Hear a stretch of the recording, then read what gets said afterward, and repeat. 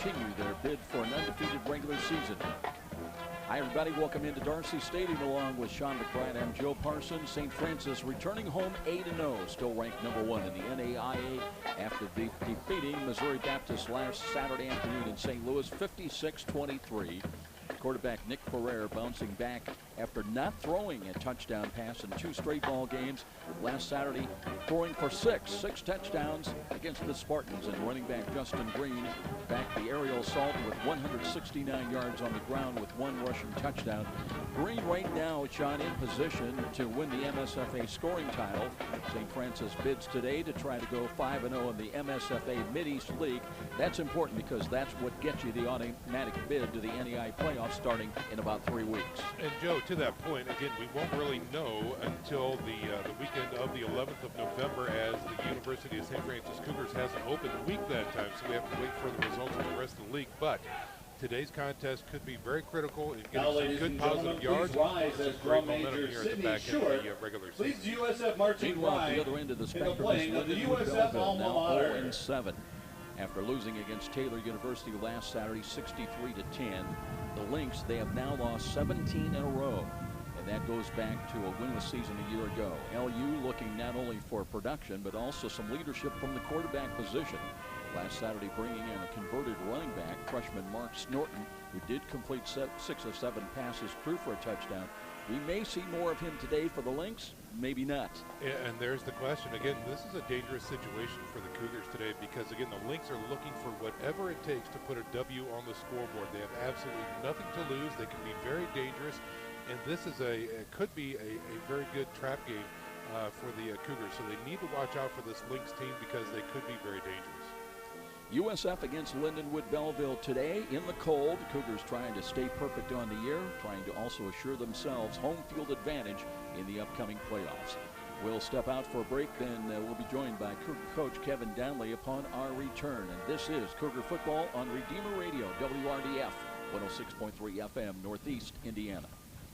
Ram Power Days are back at Glenbrook Dodge Chrysler Jeep Ram, which means unbelievable savings on America's longest-lasting pickups. Save up to $1,000 on select new 2017 Rams. Get even more back in total value on select Ram 1500 Bighorn Crew Cabs, or choose 0% APR for 72 months. Ram Power Days going on now under the giant American flag on Coliseum, or visit us online at glenbrookdodge.com.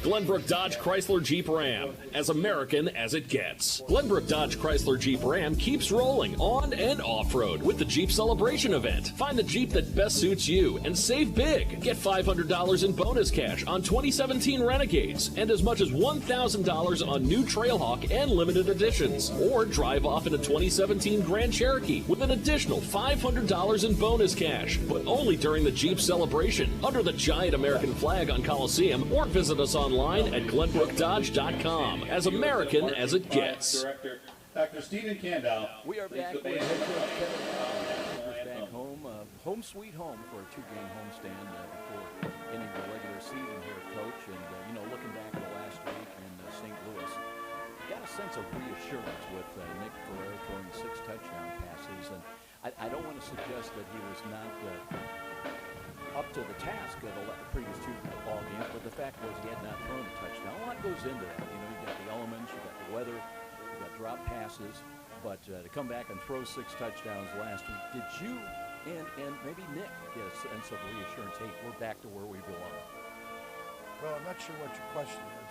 Nick Ferrer is pretty good, and I'm not surprised that he's thrown 6 or 8 or 10 touchdown passes.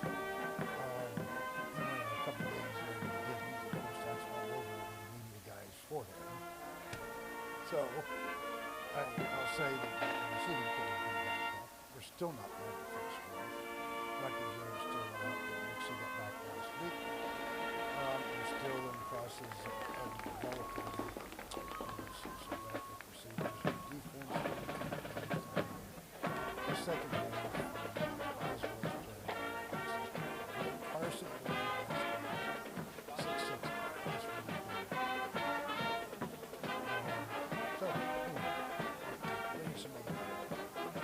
Today we've got Lindenwood Belleville, and I know your players, they will know what's going on, and they know that fans, be sure to join us for our halftime show later this afternoon as we perform some of the most iconic TV theme songs of all time. Cougar team focused because you know the stories of David does beat Goliath on occasion and trying to guard against an upset there. Talk about your approach to today's game. Well, you know, you play the game because there is end result, and sometimes the craziest things happen.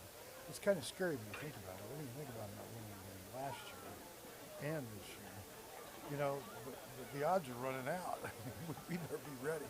I don't want to be the one to wake up. Well, let's talk about the other factor, I think, too, is with 2 games remaining here at home. And again, a head coach with the playoffs 3 weeks away. You want to keep your team sharp, focused, ready for the playoffs. But you also don't want to get anybody else hurt. Is there a gauge that you look at? Maybe it's the score, maybe it's the time within the game. When do you kind of decide, you know, let's pull some of our key guys out. Let's keep them safe. Well, you know, we got a couple guys out there. Probably could play.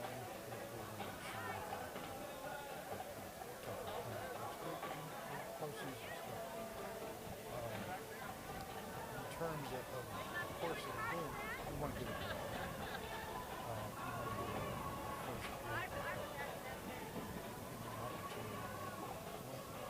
At the same time, we want to continue Well, ladies and gentlemen, welcome to Bishop John M. Darcy Stadium on the campus of the University of St. Francis for today's NAIA College football game between the visiting Lindenwood Belleville Lynx and your University of St. Francis Cougars. Head coach Kevin Donley with his pregame thoughts as we get Now ready let's for meet this today's starting lineup. Up here today at Darcy First for the Stadium. visitors, Cool Lindenwood temperatures, Belleville. 40 degrees here at kickoff. Let's meet their defensive unit. Winds out of the west Starting side. at defensive end, number 95. You have a wind chill. Misekele Bueva Thompson. Starting at tackle 91, Brady Wicks. 41-42. Starting at the other tackle, number 57, Christian Miller. And starting at defensive end, number 94, Romion Moore. Ranked number 1. Starting at linebacker, number 4, Calvin Rogers. Also starting at linebacker, number 54, Flame Nickerson. And starting at linebacker, number 99, George Lorton. Starting at one corner, number 25, Trey Bell. At the other corner, number 22, Nabi Silla. Starting at strong safety, number 24, Jalen Miller. And starting at free safety, number 44, Nate Collins. The starting defensive unit for the Lindenwood Lynx. Hello, I'm Tom Steele with Tom Steele Tire and Copy that, Joel. family-owned business for over 35 years. We carry all major brands of new tires as well as a large selection of quality used tires. I'll stay sharp. We do all types of auto repairs, be it brakes, alignment, or just fix your air conditioning. Tom Steele Tire, North Clinton or Illinois Road. Give us a try. You'll be glad you did. Hello, sports fans. This is Father Bob Darrow, chaplain at Bishop DeWanger High School. It is time to get geared up for our fall sports season. Whether competing on the soccer field, golf or cross-country course, volleyball court, or on the gridiron, we wish good luck and great sportsmanship to all our student athletes and their teams. May we become the saints we are called to be. Saint Sebastian, pray for us. Programming on Redeemer Radio is underwritten in part by Bob Busher Homes. Floor plan customization is what they specialize in. Find floor plans, building sites, and read Bob's story on the web at bobbusherhomes.com. Bob Busher Homes is locally owned with offices in Fort Wayne and Angola. For more information about new home building or remodeling, Bob Busher Homes can be reached at 260-490-3355. Welcome back, everybody. I'm Joe Parson, joined by Sean McBride today. Cougars home today at Darcy Stadium. Football weather. In fact, even the lights are coming out here on this overcast Saturday afternoon. Lindenwood Bellevue already with their team out on the field. We're waiting for the Cougars to make their appearance. And a reminder, other games going on elsewhere today. Concordia are hosting Taylor. Remember, Concordia did hold on to defeat Marion last week in a pivotal matchup, basically for second place right now in the Mid-East League. Siena Heights playing at Marion today. That could be a big game. Missouri Baptist, they're taking on Trinity International. As far as the Midwest League is concerned, 2-0 St. Xavier. They're playing at USF, Illinois, 2-0. And that, when I mentioned those records, 2-0, that is in league competition in the Midwest League. So that's a big one there. Cougars will be home next Saturday. They'll take on the Taylor University Trojans. Again, a kickoff at high noon. What's really of interest, I think, about that, remember way back in 1998, the inaugural season of St. Francis, the Cougars had won on the road in Chicago against St. Xavier, and then came back here and were defeated in the first home game ever by the Taylor Trojans. And trust me, the coaching staff, especially Kevin Donley, they remember that very, very well. Referee today is Brandon Bushy. Cougar co-captains coming out on the field right now, and we will be having the meeting at midfield here shortly, and the coin toss coming up directly. Winds, it'll be interesting to hear, Sean, if that is a factor. Winds out of the west-southwest at about 12, 13 miles an hour. And we'll see what, if any, impact that can have on the passing game, whether to assist or to hinder. Meanwhile, still waiting. And Bushy talking to some of the co-captains. Eric Hamilgarn, one of those. Spencer Coward down there.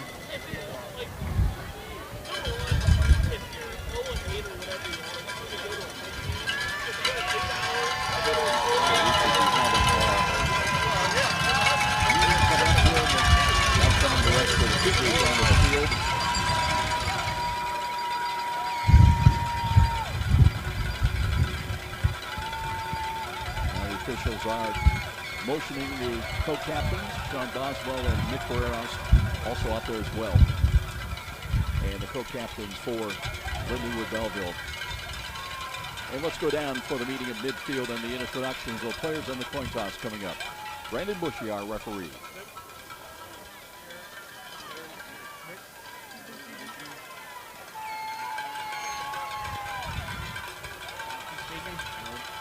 That's a tails. That's a heads. What's your call? Heads is a call. It is a tails. What would you like to do? Receive. You want to receive? Which way do you guys want to kick? Kick that way. Swip out.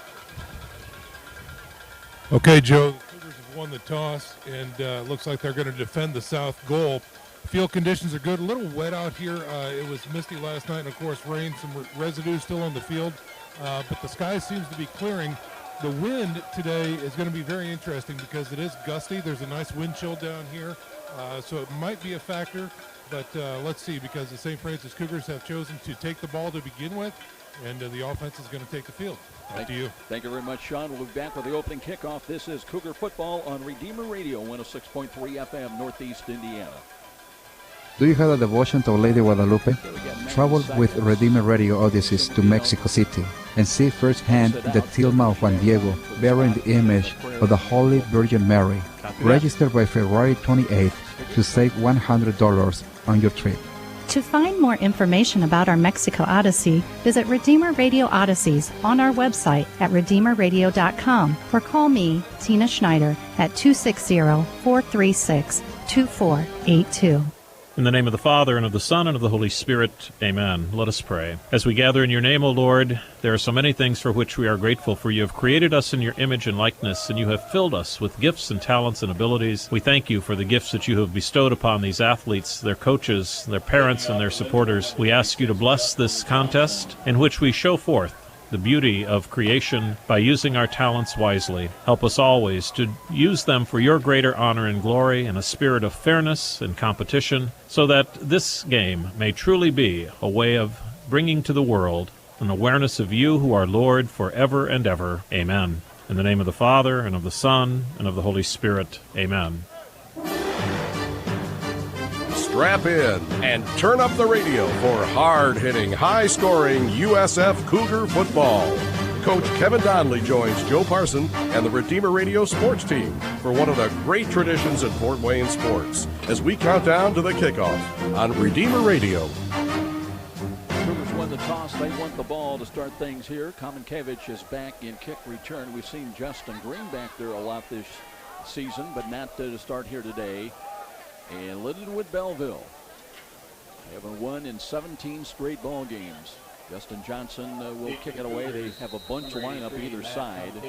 Wouldn't it be interesting if they try to go onside against the #1 ranked Cougars? We'll find out here as we're just about ready. Sun trying to break through in spots here to the south. Here comes the left-footed kick. We're underway. Kamenkevich tracks it down. He's got it at the 10. 15, 20, left side, 25, 30, 35. He's got a chance with a blocker in front, and he's in a foot race. They won't catch him today. That will be a 90-yard opening kickoff return touchdown, and just like that, seconds into the game, Cougars on the board leading it 6-0. Well, beautiful execution by special teams there for St. Francis. The wall was set, executing blocks all the way down the field. Almost too easy that time, Joe. So it could be a very high-scoring day for your University of St. Francis Cougars. Well, if you're just coming in to Darcy Stadium, and they are, we see fans walking in. You've missed an opening touchdown. So it will be Gavin Gardner. Had a chance to talk to Gavin a lot in the media luncheon on Thursday. We'll talk about that. But the right-footed kick is on the way, and it is good. And just like that, St. Francis on the board with an opening kickoff return touchdown. They lead 7-0, and we'll be back. This is Cougar Football on Redeemer Radio, 106.3 FM, Northeast Indiana. The DeHaze Group is a locally owned, full-service insurance agency that has been servicing clients in Northeast Indiana since 1982.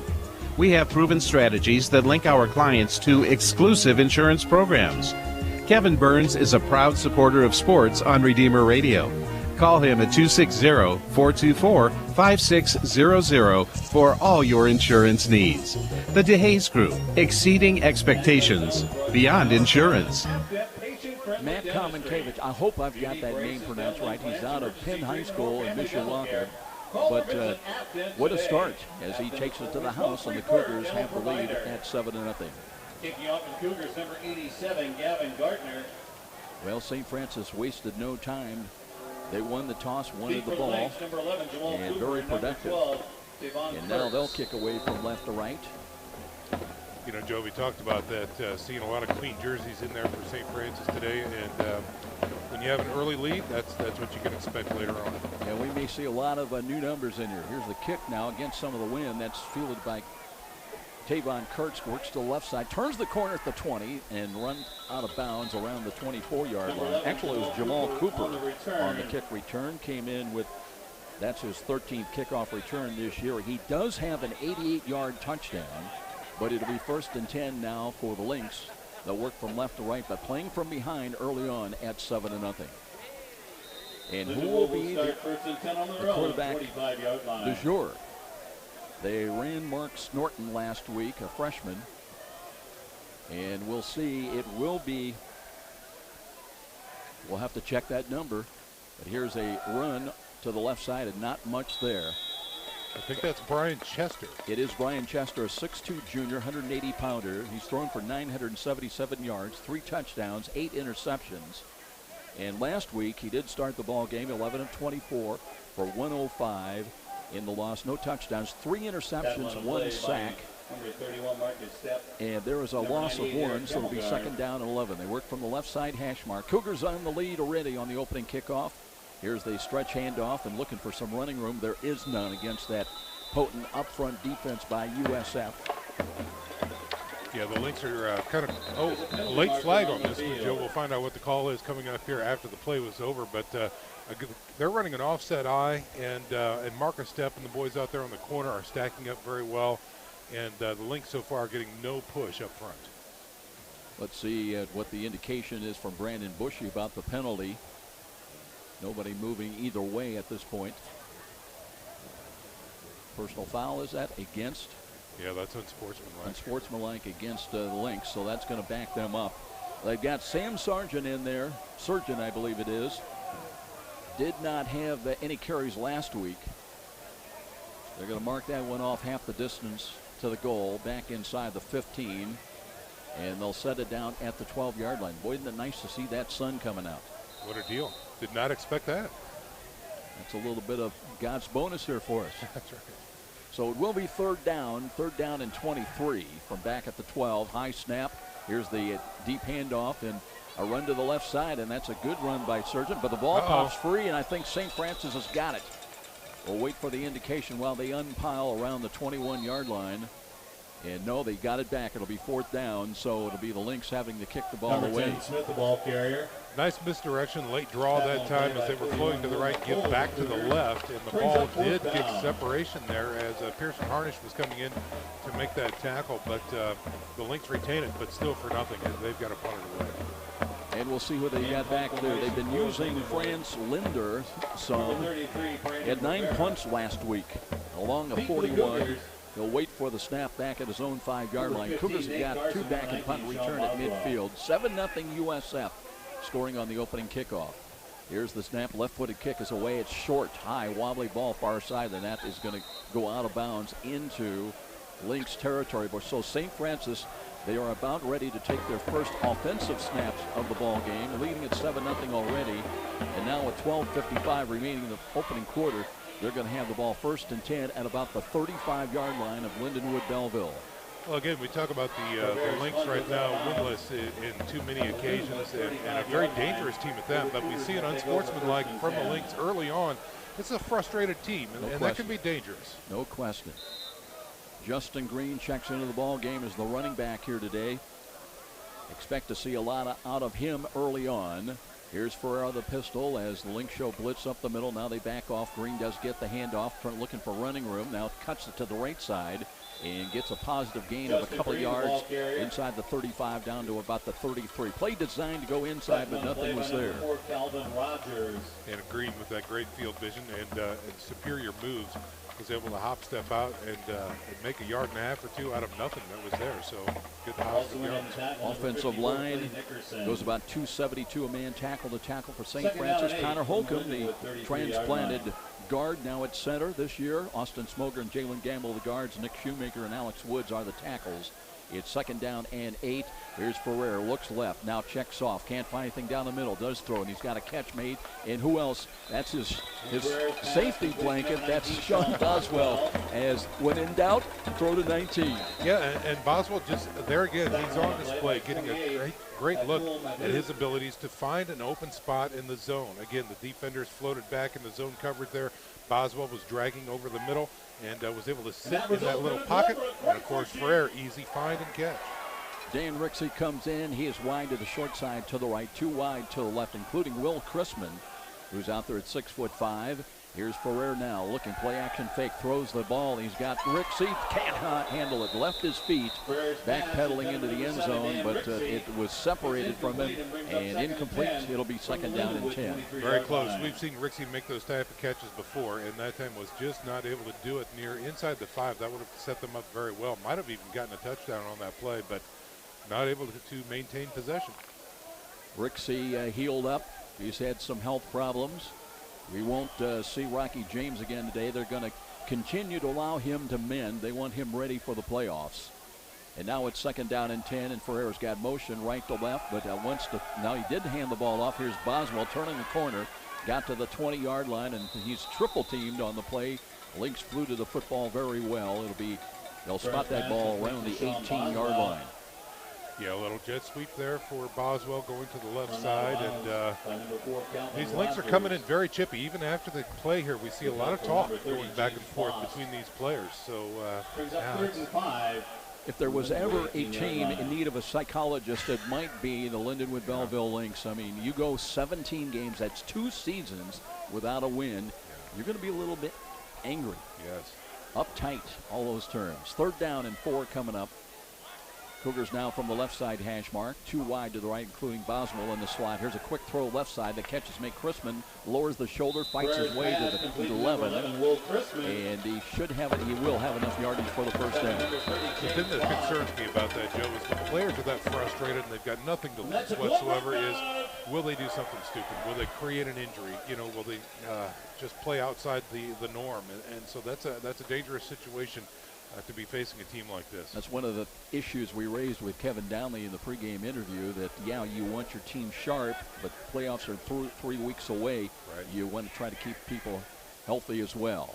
Green, the running back, offset to the left side. Ferrer looking, hands to Green, working to his right and looks for the B-hole and works inside the 10-yard line down to about the 8, maybe the 7. Now they're going to give him a good spot down close to the 6. Justin Green, who ran for 3 touchdowns. Mentioned he's got 102 points now, leading by far and away the scoring race in the Mid-States Football Association. Ran for a touchdown last week. And it'll be second down at the 6, second down and 5. Cougars could pick up a first down without scoring. They lead it already 7-0. Here's Ferrer, looks left, now dials up, throws. He's got a catch that it's made. Catches Casey Call, I should say, but he took a big hit short of the goal line. He may have a first down, though. Yeah, it's very close. It depends upon the spot, and he might be just shy. But again, big shot delivered by the corner that time, but he popped right back up. So great job staying focused, good concentration, keeping hold of the ball, and just going down. We talked about some of the players that they're keeping out. It looks like Zach Gegner will not play today. He's come up with some back injuries. Late's making some late player substitutions. Boy, Ferrer should recognize that and try to snap the ball. Call is in, tight to the right now. Green in motion. Here's a pitch to him. Needs a block. And looking to turn the corner and walks into the end zone. Nick Shoemaker was out there with the lead block. It officially will be a run of 2 yards at the 8:51 mark and make it 13-0. Number 1 ranked St. Francis. Yeah, they did a fine job. They had a short field. Okay, so they had the punt was really just not good, and they started at the 40-yard line and just was able to just push, keep it on the ground, make a few key passes during that drive, and another 6 points at the 2-yard line. And add another 6 points to the scoring lead for Justin Green as well in the scoring race in the Mid-States Football Association. Gardner on to attempt the extra point, and just like that, 14-0. 8:51 remains in the quarter. We'll return to Darcy Stadium. This is Cougar Football on Redeemer Radio 106.3 FM, Northeast Indiana. Looking for an orthopedic specialist? Ortho Northeast has been serving the community for 50 years with offices in 3 convenient locations. Dr. John Pritchard is a board-certified orthopedic surgeon with 24 years of experience with O&E and can assist you with the best treatment plan for your knee or shoulder pain.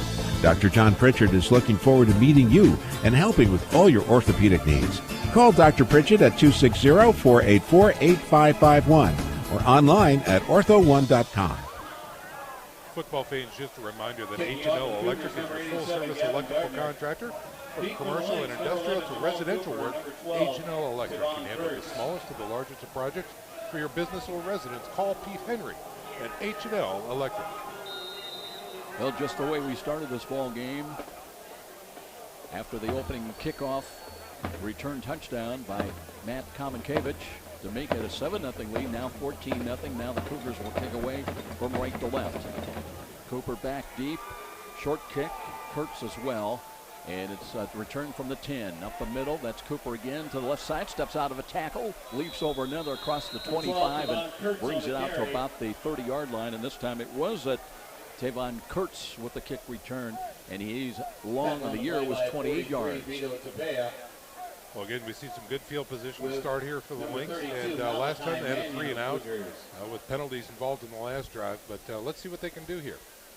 Had a nice visit with Gavin Gardner during the media luncheon on Thursday, Sean. I'll tell you more about that right after this first snap. Brian Chester out of the pistol, looks to hand the ball off on a run to the left side, and they've got a new running back in there already. And this time it will be Jamal Cooper that they've got running. He sets up. He's normally a wide receiver. They set him up in the tailback slot. But Gardner, as you remember, was 1 for 4 in field goals to start the year. And he's hit, I think, the last 5 in a row. He was talking about that he's hit a long of 37 in his high school career. He's got a long of 35 this year, but he says much more confident now. Play action fake. Chester wants to throw over the middle, and that one is incomplete. Looking downfield, but off the fingertips of the intended receiver. And that'll bring up 3rd down and 10. Yeah, Chester paid for that one, too. He took a shot after that ball was away. And the white hat was really looking. He was very close to pulling that flag out. So the nose tackle there, Hemmelgarn's really going to have to be careful because I think the referee's keeping an eye on the health of that quarterback. Now the Lynx have got to reach their own 40-yard line on this 3rd down call.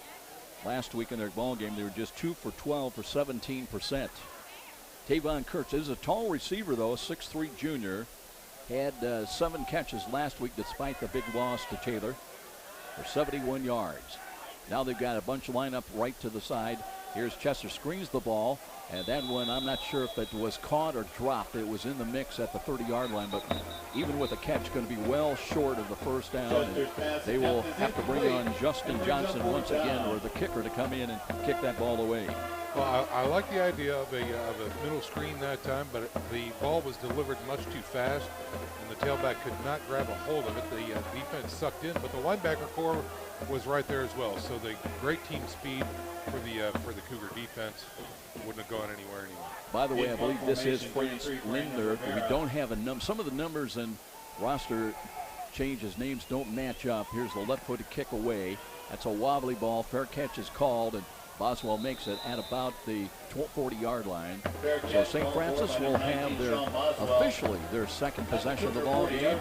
They've scored, Sean, each time they've touched the football, once on the opening kickoff and then on the touchdown pass, or I should say the touchdown run by Justin Green. They lead at 14-0.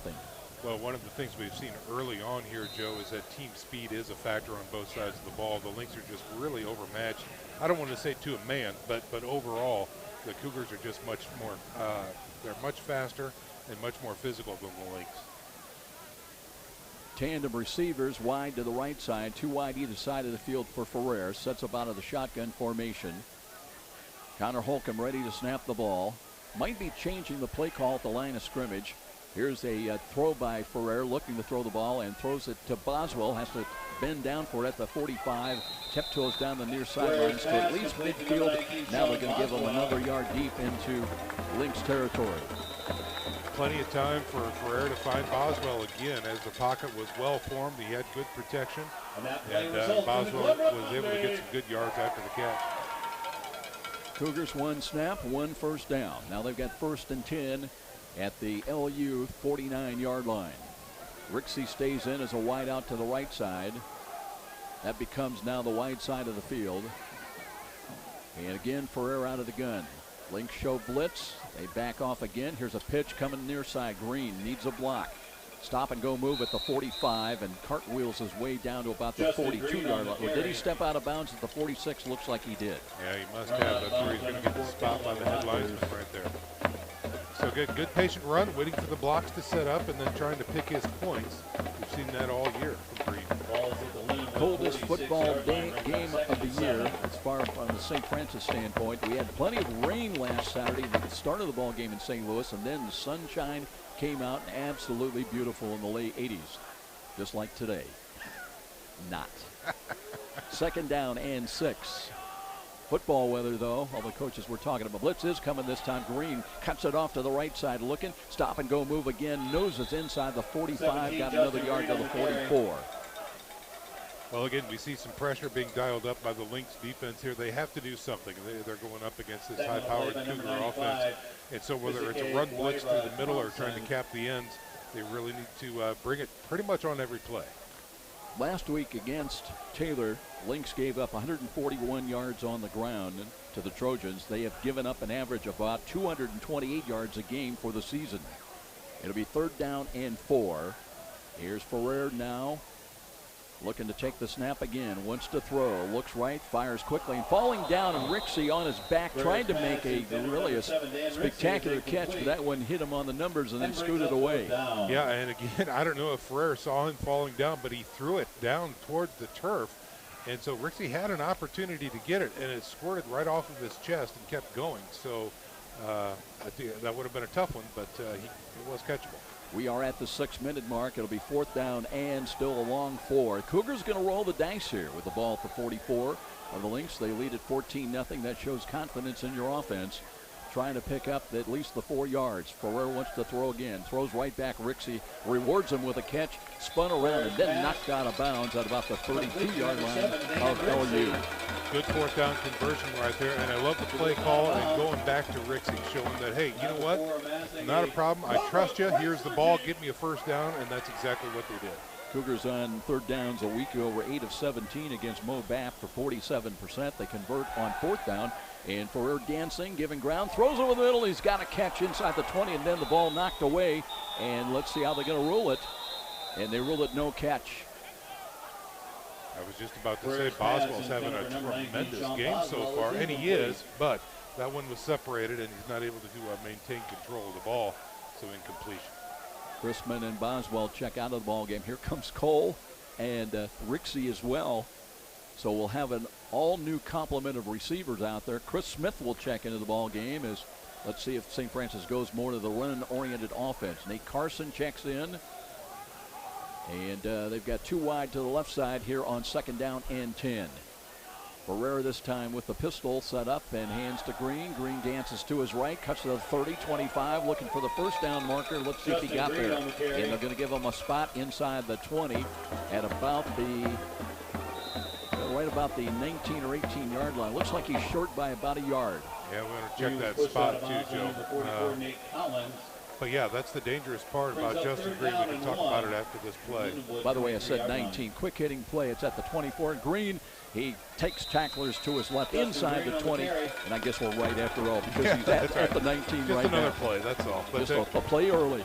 And again, so this is why he is so dangerous. When necessary, he can put the brakes on, stop, go, look for that seam. But when he needs those quick yards, he is off like a rocket. And so on that previous play, he just shot to the right and nearly got a first down. And Sean, you can't coach that. You can't coach You've got to have that. That's a God-given talent to be able to have that stop-and-go instinct, when to go and when not to go. So it's 1st and 10. USF on the march once again. Ferrer to throw, looking right in the square-out pattern. Again, I think it was Rixey lost his footing over there. No, that was Andreas Gomez-Smith. Espino. Yeah. You got the first 2 right. 2 out of 3.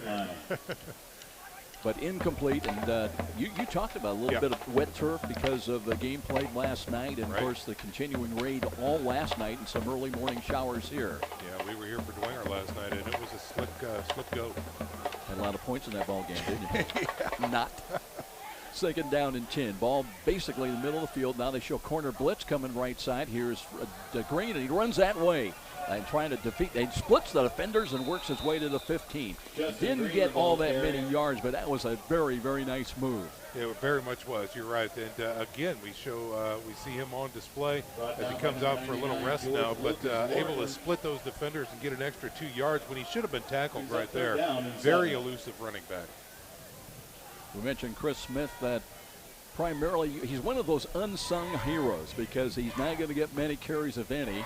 He's out there basically to block, and now Ryan Sonater from Bishop Dwenger checks into the ball game. It'll be a 3rd down call coming up, 3rd down and 6. Got to believe that Cougars will be in 4 down yardage. Here's a fade to the right corner of the end zone, and that one is knocked away. Pretty good defense, looking again to go back to Andreas Gomez-Espino. That one was pretty well defended in the corner. Yeah, that was very tight coverage, and the receiver or the defender was not able to come back and look at the ball. So did they get away with one? Maybe. I don't know. Good coverage. We'll just chalk it up to that. Cougars went for it 4th down moments ago. They'll try again. They've got to get at least inside the 9 to pick up this 1st down. This time from the left hash mark is Nick Ferrer. And here he drops to throw. Looking, the rush is on, steps up.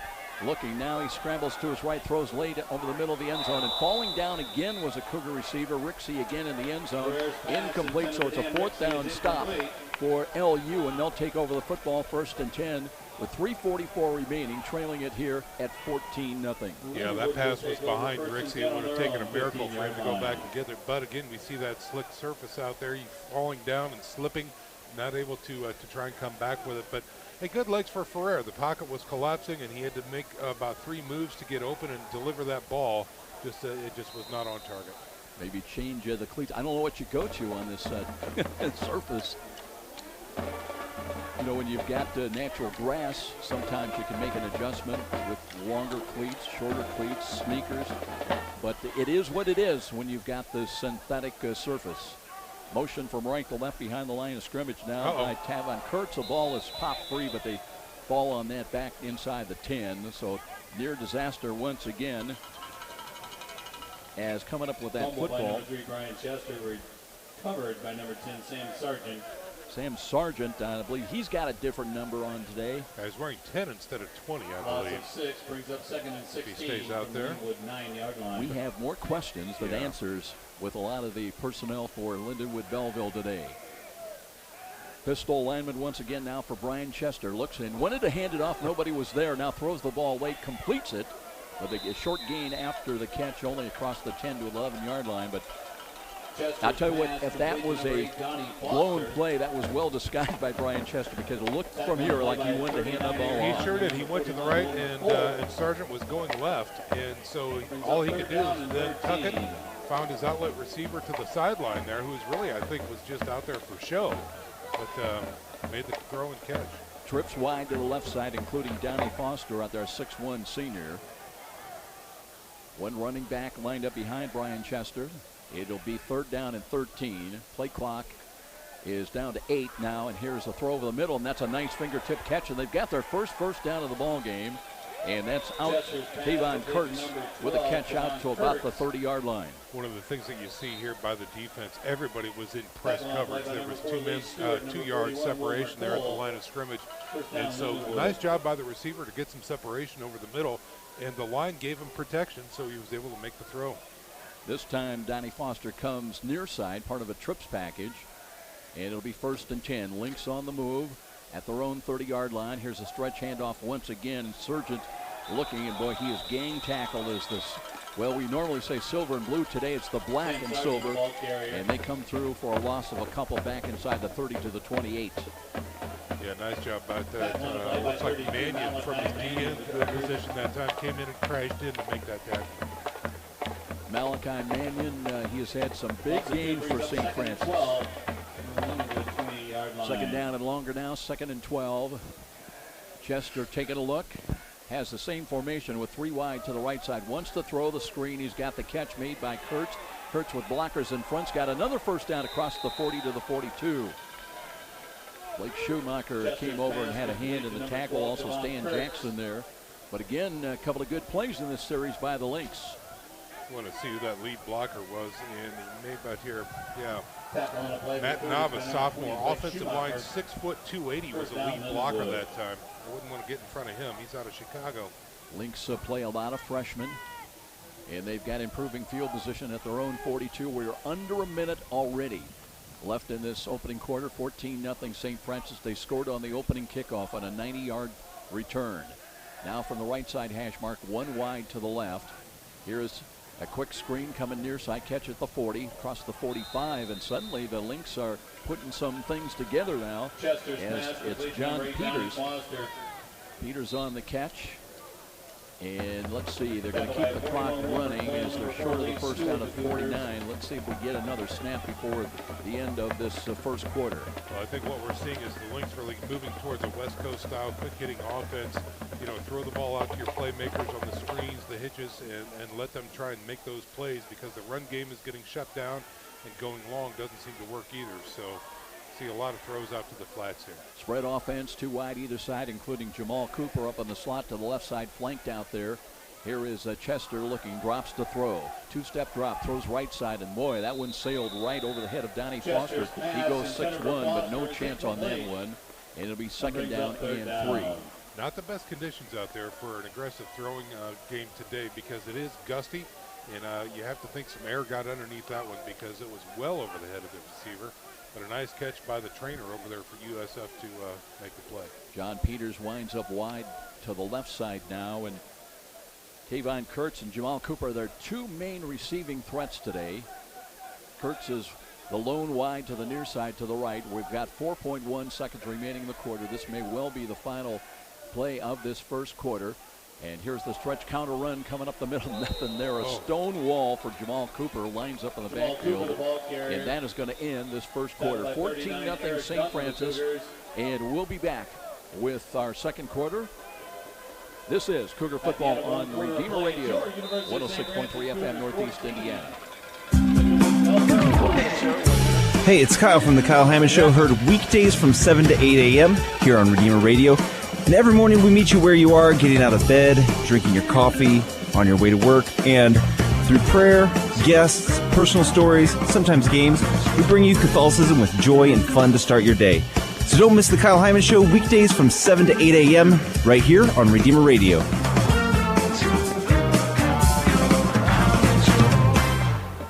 Diamonds are a girl's best friend, and diamonds are forever. And since 1988, Peter Franklin has been bringing you the finest diamonds imported from overseas diamond cutters. Peter Franklin Jewelers. Jewelry created from concept to completion by our master goldsmiths on staff. Peter Franklin Jewelers, with 3 locations to serve you: New Haven, DuPont Road, and Angola. Remember, it's not just jewelry, it's Peter Franklin. Back at Darcy Stadium, I'm Joe Parsons. Sean McBride with us today. First of 2 home games. St. Francis getting ready to close out the regular season. 14-0. The black and silver today. Home uniforms for University of St. Francis. It'll be 4th down and 3. And they're going to bring in the kicking team once again with the ball at the 49, barring a fake here.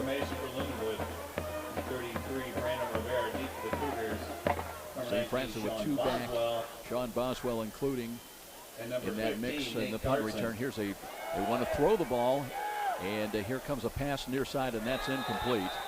So that time they tried to use Franz Linder as a passer. We suspected maybe a fake at the 49, but that one does not work out well. And St. Francis now will take over the football, 1st and 10 at the 49 of the Lynx. Well, we talked about it at the beginning of the contest here, Joe. The Lynx have really, they have to find some way to win. So they're going to pull out all the stops. Of course, USF, defending national champions, they've got a big target on their back. So the Lynx, they're going to try any way possible to get some kind of traction or W on the board. So fake punts, onside kicks. Yeah, might see it all today. USF now with excellent field position, a yard deep into Lynx territory. Again, they show a corner blitz, but Ferrer throws right back that way. Looks, he's got it inside the 35, 30, dives to the 25-yard line, and that's where they're going to spot him down. Just beautiful little inside post there, a little deep. Gets all the way down to the 25-yard line. He did a fine job finding that seam in the zone coverage, and it was right on the money. Just like that, the Cougars pick up big yardage from the 49 to the 25-yard line. A new set of downs. Early moments of the second quarter, 14-0 St. Francis. Crispin in at 6'5". He's wide to the left. Boswell's up in the slot to the left side as well. Green stays in as the running back, offset to the right side. And here's Ferrer with the snap, hands to Green, and runs off tackle, steps out of a tackle at the 20, 15, 10, 5, on his way to pay dirt. And he lost the football before he crossed the plane of the goal. That he did. How does that happen? There was nobody question. near him. No, absolutely not. He just kind of lost the control of the ball, and it trickles out of bounds. But again, that downfield blocking by Boswell was just tremendous. He was back there taking on the outside linebacker in pursuit, and then went up the field and also got a safety. So if Green maintains possession, that looked like a touchdown. But he didn't. They'll spot it inside the 5. It'll be 1st and goal. Let's call it officially from the 4. Reese Roney checks in on the offensive line now. Big fella, freshman at 265, 6'4". 1st and 10 with the offset eye. They give to Green again, cuts up and battles his way this time. He held onto the football, folks. Officially a touchdown run of 4 yards at the 13:31 mark. So it took him an extra play, but same result. Yeah, just a nice hard-nosed run right up the middle as the guard trapped, and there was enough room for Green to spurt through the line for a nice little 4-yard touchdown. On to attempt the extra point. Second touchdown run of the ball game by Justin Green. Now Gavin Gardner comes on. He's 44. Well, started the day at 44-47 as far as extra points. Joe Nepper, the holder. And trying to make it a 21-0 lead. Right-footed kick is deep enough on the way and good. So Cougars on the board once again here early in the second quarter. 21-zip. Number 1 ranked Cougars on top, and we'll be back. This is Cougar football on Redeemer Radio, 106.3 FM, Northeast Indiana. What passions do you want to pursue next in life? Do you want to be a sculptor, a volunteer, teach your grandkids to fish? As a financial advisory practice of Ameriprise Financial Services Incorporated, Reinbold and Anderson can help you plan for the life you want today and well into the future. When you have the right financial advisor, life can be brilliant. Call Reinbold and Anderson at 260-432-3235. Offices located at 5750 Coventry Lane, Suite 110, Fort Wayne, Indiana, 46804. Ameriprise Financial Services Incorporated, member FINRA and SIPC. Temperature started out about 40 degrees today at Darcy Stadium. It's not going to get a lot warmer, folks. Maybe up to about 41 or 42. Wind factor as well out of the west-southwest, about 12 miles an hour. But again, hey, it's basically November, and it's football weather. That's it. Really, the stands are looking pretty good today here on the home side of the field, and so a lot of the Cougar faithful is showing up quite well today. Here's the kickoff. It's hanging up a little bit. They'll run up to it at the 12. Return right side, 15, 20, 25, turning the corner, but going out of bounds around the 30-yard line. Number 11, Jamal Cooper on the return. Jamal Cooper on that return. And they'll start 1st and 10 at the LU 33-yard line. Got a note here from Bill Scott, Sports Information Director for the USF Cougars. Here's a fun fact, Joe. The last time the Cougars have returned a kickoff for a touchdown was back on November 24th of 2012. Austin Coleman with a 100-yard return against Marion that time was ranked number 5. You know, and as memory serves correct, I think he returned that out of the end zone. The NAI doesn't recognize the extra yardage, so yeah, from the line, 100-yard max.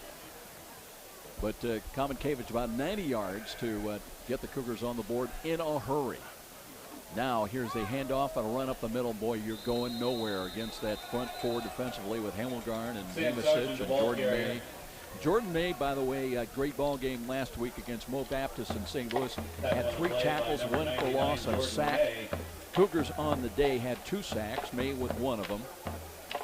And that's a loss of 1 by the running back. Also in on the tackle, 45, Devin Green. And let's see if they got a change. No, they're going to stay with Brian Chester out there. It's Sargent that stays in as the running back. 2 wide either side of the field for the Lynx. 2nd down 11. Chester gives ground, 2-step drop, throws to the right. He was looking for Jamal Cooper, but that one sailed about 5 feet wide to the right. And when you're struggling, Sean, you know, just the little things, miscommunications on the routes, maybe you run wrong or the quarterback doesn't see it the right way, and it just it seems to compound and just build little by little. You know, when you're winning, things come easy, not so much when you're losing. That's precisely right, and so far nothing is really coming easy for the Lynx today, or hasn't all season actually, so it's got to be tough, but hats off, they're in there plugging away. Cooper sets up wide to the near side, part of a trips package wide left.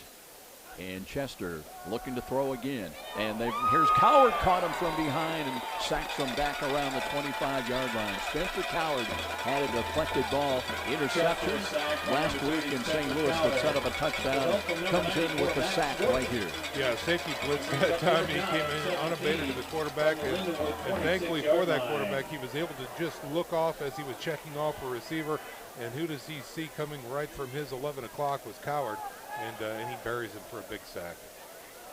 Again, it's Linder this time. I expect that he will not try any kind of a fake this time. He'll kick it away, waits back at the 11 of the Lynx. Cougars should come away with very good field position once again. They may have a different kicker in there. We'll try to check that. And the whistle right at the snap. You know, Joe, now on the sidelines, you've got the 2nd and 3rd teamers, the pups as we like to call them. They are begging the coaches at this point to get them some action on that field from the Cougars. It's never going to get any better, right? That's right. Come on, coach, put me in. There's no harm, no foul. I can do it. I want to play against these guys. I want to try and make a difference and get some reps. So, you know, the coaches are getting an earful from these young, eager players. By the way, we're told it's Kellen Murray that is the kicker today. Waits now at the 6-yard line for the snap. High snap, but he reaches up and gets a left-footed kicker away. Nice spiral, driving back Boswell to the 39. Now starts ahead, 45, 50, 45, spun around, still on his feet, reached the 42-yard line, and Sean Boswell unafraid. Yeah, he's got a lot of courage, and he plays much bigger than what he is. And there it is again on display. The speed and athleticism so far displayed by the Cougars is unmatched by these Lynx, and so they were lucky to get an arm on him and bring him down. Cougars home today. They'll be home next Saturday, taking on it's an in-state rivalry with the Taylor University Trojans. Trojans with a big ball game here today as they are hosting Concordia.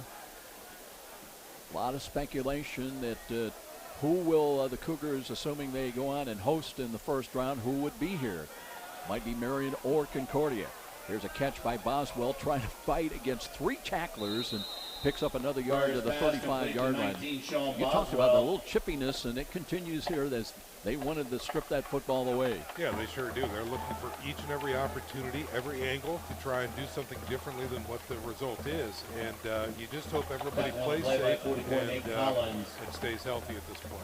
Denzel Leach trying to strip that ball away. Sonata in there now as the running back. Angles to his right inside the 35 and gets a couple of yards to about the 33-yard line. We're approaching 11 minutes time remaining in the first half, this fast-moving ball game. And Air Ferrer still out there with 6 touchdowns thrown last week. Now looks to Sonata again up the middle, and he's got, well, it looked like he had more of a hole. Got to the 30 and picks up the first down, reached the 29-yard line. But Sean, I thought he was on his way. He was.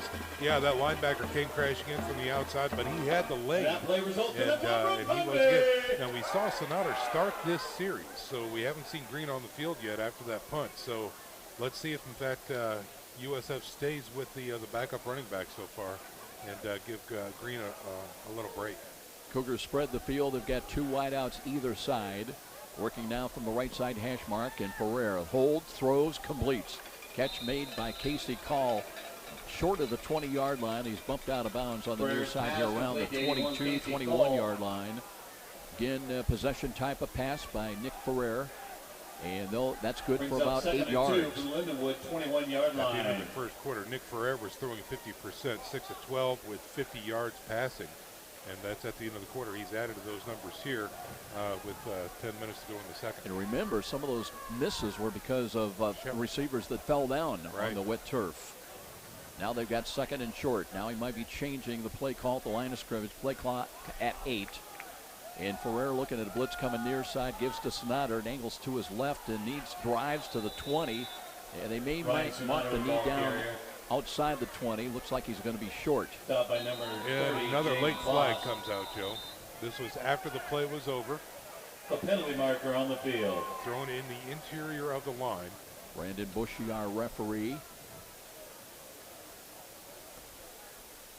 Cougars, as far as penalties last week in St. Louis, had 9 for 106 yards.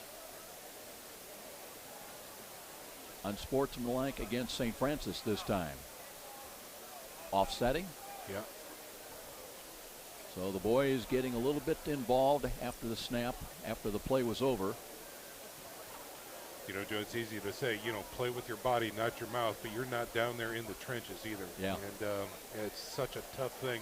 I really, really hope that it stays in check and nobody gets hurt because, again, chop blocks or going for somebody's knee, when frustration is evident on the field, sometimes these young men make really stupid choices. And how often do you hear it? Somebody does something and it's the retaliatory move that draws the penalty flag. In this case, it was offsetting. Now the corners come up and press coverage. Now they back off. Crispin wide to the left side. 3rd down and still 2 yards. And they'll run the ball, and here's Sonata, cuts to his left, spins. They took a high hit around the shoulder pads, but spun his way down to the 15-yard line very nicely. Sonata, again, almost breaking free as the defender was able to grab a hold of his pad as he was spinning. But if he had another rotation on that spin, he would have gotten into the end zone. Sean, you probably know better than this. They list Ryan at 5'9", 195. He looks bigger than that, though. Oh, he is. Yeah, absolutely. He's got a set of shoulders on him much bigger than that. They do have the first down, though. The Cougars on the move again at the 15. Ferrer dancing, can't find anything. Flush to his left, throws late to the corner. Crispin's there, touchdown. He broke off his route to the far side of the touchdown of 15 yards at the 8:50 mark, and now we've got penalty flags again. I think that's a dead ball foul after the play. We'll check it, though. Right now, it looks like a 15-yard touchdown maybe, or is it holding? Yeah, he just mentioned holding. Wow, did not see that one. But again, the pocket was dissolving, and when that happens, the offensive linemen try and use everything they can to protect their quarterback, who's getting flushed to the left. So this is a big penalty against Cougars as the touchdown is erased. Brandon Bush, I never heard the number, but it is a walk-off back to the 25-yard line. So USF take the touchdown off the boards. 8:50 remains. Sonata checks out. Green comes back in. Rixey and Boswell, they go wide to the right. Chrisman stays in to the short side to the left of Ferrer. Play action fake. Here's the throw, and they've got Boswell, and he'll have a touchdown. Well, they come late with that little play action fake, and good for 25 yards. Just like that, the Cougars do add 6 to the total. They're up 27-0. Boswell, again, he needed some over-the-top help, and the safety was not there. Again, an interior post. He breaks free, had steps, much faster than the defender. And Ferrer once again puts the ball on the money, and a quick touchdown. Sean Boswell on the receiving end. On to attempt the extra point, number 87. And Gavin Gardner will come on to try to make it a 28-0 lead here in the first half. Right-footed kick is on the way, and good. So, St. Francis adding to their lead, up 28-0 with a timeout down below. We'll step out. This is Cougar Football on Redeemer Radio, 106.3 FM, Northeast Indiana. Are you suffering from chronic pain, had a knee replacement, an athlete injured in a game, or you tweaked your back perfecting a golf swing? Choose Indiana Physical Therapy for all your needs. IPT is a cost-effective provider that accepts all insurance plans. We offer the highest credentialed staff in the area, and we're open 7 to 7 to see you the same day you call. Find 17 Indiana Physical Therapy locations near you, and we'll get you back to work, play, and life. Celebrating 29 years, Indiana Physical Therapy. Call 260-209-2464 or visit indianaapd.com. For Harley-Davidson, Honda, and Kawasaki, there's no place like and used motorcycles, scooters, and ATVs, plus multi-purpose utility vehicles that tow, haul, and seat up to 6. No matter what you ride or drive, let's swap for a new one. Choose a non-current model, and qualified buyers get some of the best finance terms in years. Visit Ellerding's River City Harley-Davidson and Ellerding's Honda Kawasaki Motorsports today, just off Coliseum Boulevard on State Road 930 in New Haven, plus our gear store in Glenbrook Mall by Sears. Welcome to our family. Cougars ready to tee it up once again. Gardner hits it high, end over end. Wind catching it a bit. They'll run up to it at the 15. A run right side across the 25-30 to the 33. That was the return that time by Jamal Number 11, Cooper. Jamal Cooper on the return. Cooper. And we've got, is that a Cougar down? It is. Slow getting up. Tackled by 33, Cody Conwell of the Cougars. Dutton. Trying to get a number on there, Joe. It's tough. It's 39 or 36, I think. Something like that. Getting the glasses out, and know we've got a message coming up here. Just a reminder, football fans, the St. Felix Catholic Center in Huntington, Indiana offers one-day and overnight retreats with over 70 rooms. Be sure to visit Our Lady in her grotto and walk the 30 scenic acres. St. Felix is the former home of Blessed Solanus Casey. You can visit their website at sfcatholiccenter.com to schedule your next meeting or retreat. I think that's Malachi Mannion down. Right about the 30-yard line. Got caught, tangled up there. Well, that's what you worry about in these games, especially when you've got a big lead. You know, we raised that question with Coach Donley. You want to keep your team sharp, you know, and you've still got another regular season game. You're looking ahead to the playoffs, and but how do you protect them? There's a timing. Is it based on the score? The timing of the game, and boy, that's why they pay the head coaches the big money, right? That's right. And sometimes they get it right, and sometimes they do not. And let's see, Mannion is up, and he's able to come off the field under his own power. Yeah, he's trying to limp it a little bit, but trying to shake it off. It looks like he's going to be okay. Easy for me to say, right? Yeah. But again, he's one of those guys that you don't hear a lot about Malachi Mannion, but boy, he has a way from time to time of making his presence known with big plays. Yeah, he's a difference maker for sure. So the Lynx with the ball once again. They're on the short end of a 28-0 score. They'll stay with an I formation offset to the left side. They'll hand it off deep here, looking to make that Sargent feeling his way across the 35 to about the 37. Sam Sargent, the ball carrier. Sam Sargent, a freshman, 5'10", 210, came in with just 23 rushing yards, 3 catches for 39 yards. We mentioned they do start a number of freshmen, especially defensively. Some big freshmen on defense. That's a gain of 5, though. One of the best runs of the day for the Lynx on the ground. Clock will move inside of 8 minutes before this snap of the football. Brian Chester out of the pistol, wants to throw. Steps up in the pocket, throws the fade. He's got a wide open man out there. The catch is made, and that is John Peters all the way down inside the Cougar 30-yard line. It'll be 1st and 10, Lynx at the USF 30. Yeah, I don't know how he got lost, but he got behind Stan Jackson that time, and he was wide open. So a very peculiar long ball that time by the Lynx, and it pays off big time. Jordan Miller now comes into the ball game for the Lynx. He's a blocking back, a fullback off to the right side, but they've got their first scoring opportunity of the ball game at the 7:39 mark.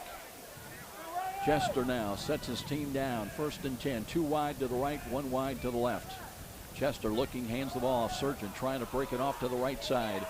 Person Harnish with a shoestring tackle right at the 30-yard line. Boy, that was a good one. Yeah, it was. Good backside pursuit that time by Harnish as the corners were coming in as well. And so really he was able to limit that to not much of a gain whatsoever. They're going to mark him down right at the 30. So the running back was not able to cut it upfield before Harnish was there to reach out and bring him down. Miller now leaves the ball game, and they'll look at more of a passing option with 3 wide coming to the left side, including Johnny Foster. Bunch of line up here to the near side. Chester now works from the right side hash mark. 1 wide to the short side to the right. Taking the snap, wants to throw. 2-step drop being pursued. Throws to the corner of the end zone, looking, and the ball in and out of the hands of Tavon Kurtz at 6'3". Couldn't find the handle.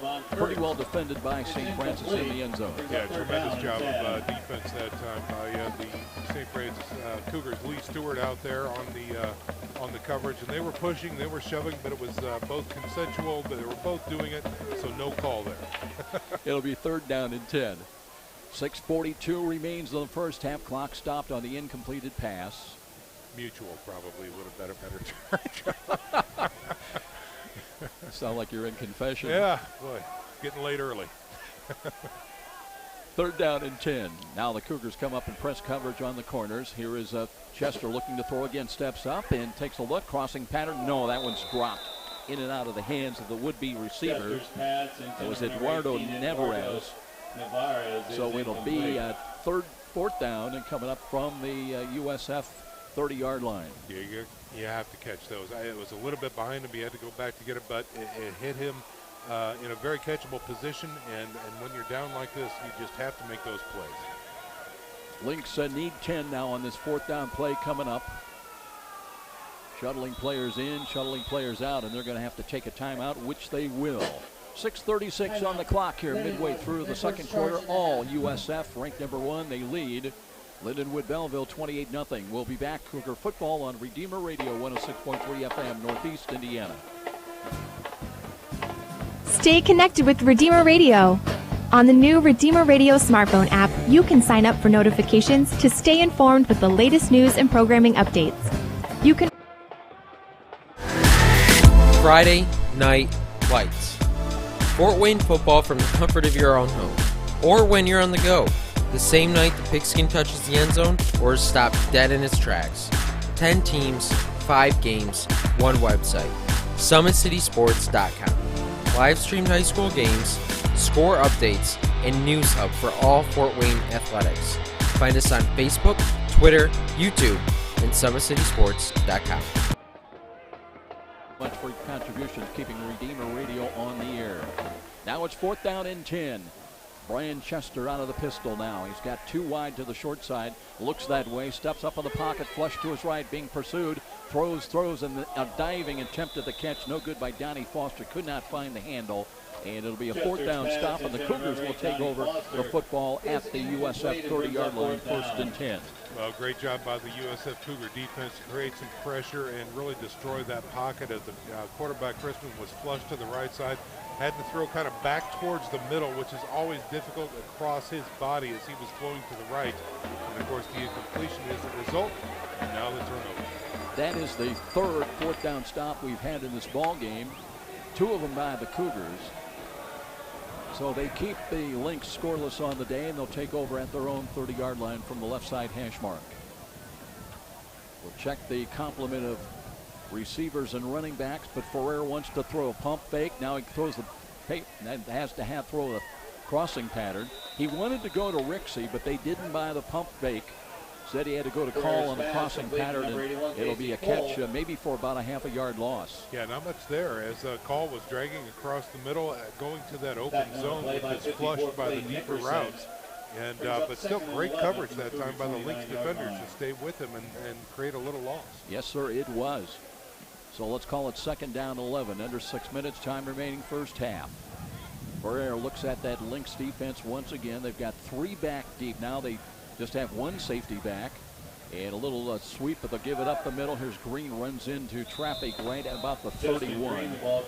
He'll get a couple of yards, and that is about it. They tried to use some motion that time with Duke Blackwell running from right to left, but it was Green all the way up the middle for a couple.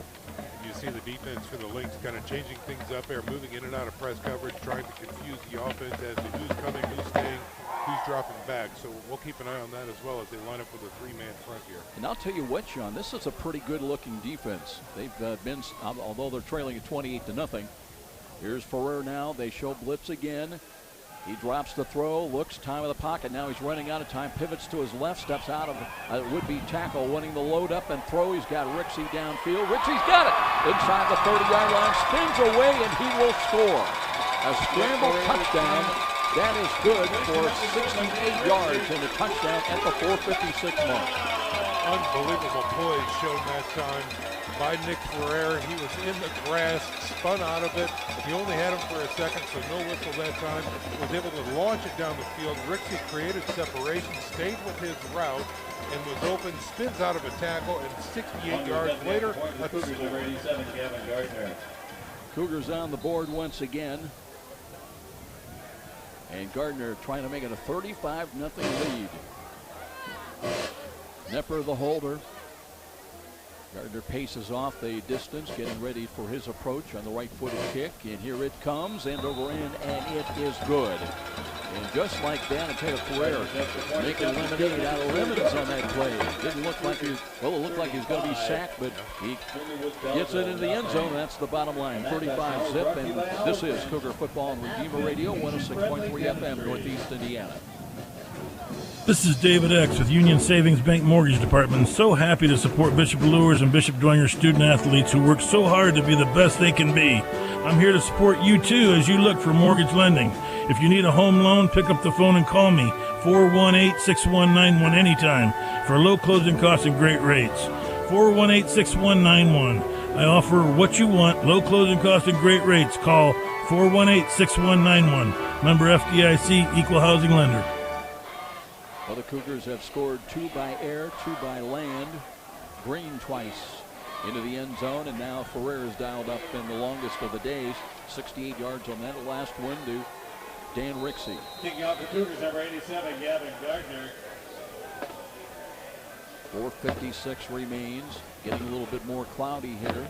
Not expecting rain, but then again, we weren't expecting a lot of rain where we last night. That's right. Here comes the kick. Again, wind kind of holding it up to the far side. That's carried across the 10, 15, 20. And trying to work their way back across the 20 to the 25. Number 12, Devon Kurtz on the return. Devon Kurtz on the return. So once again, LU back on offense, and looked like they had a chance last possession. Got to the Cougar 30, but no further. Yeah, they need to finish, Joe. They need to find a way to keep that offense on the field. They did a nice, good, long, sustained drive.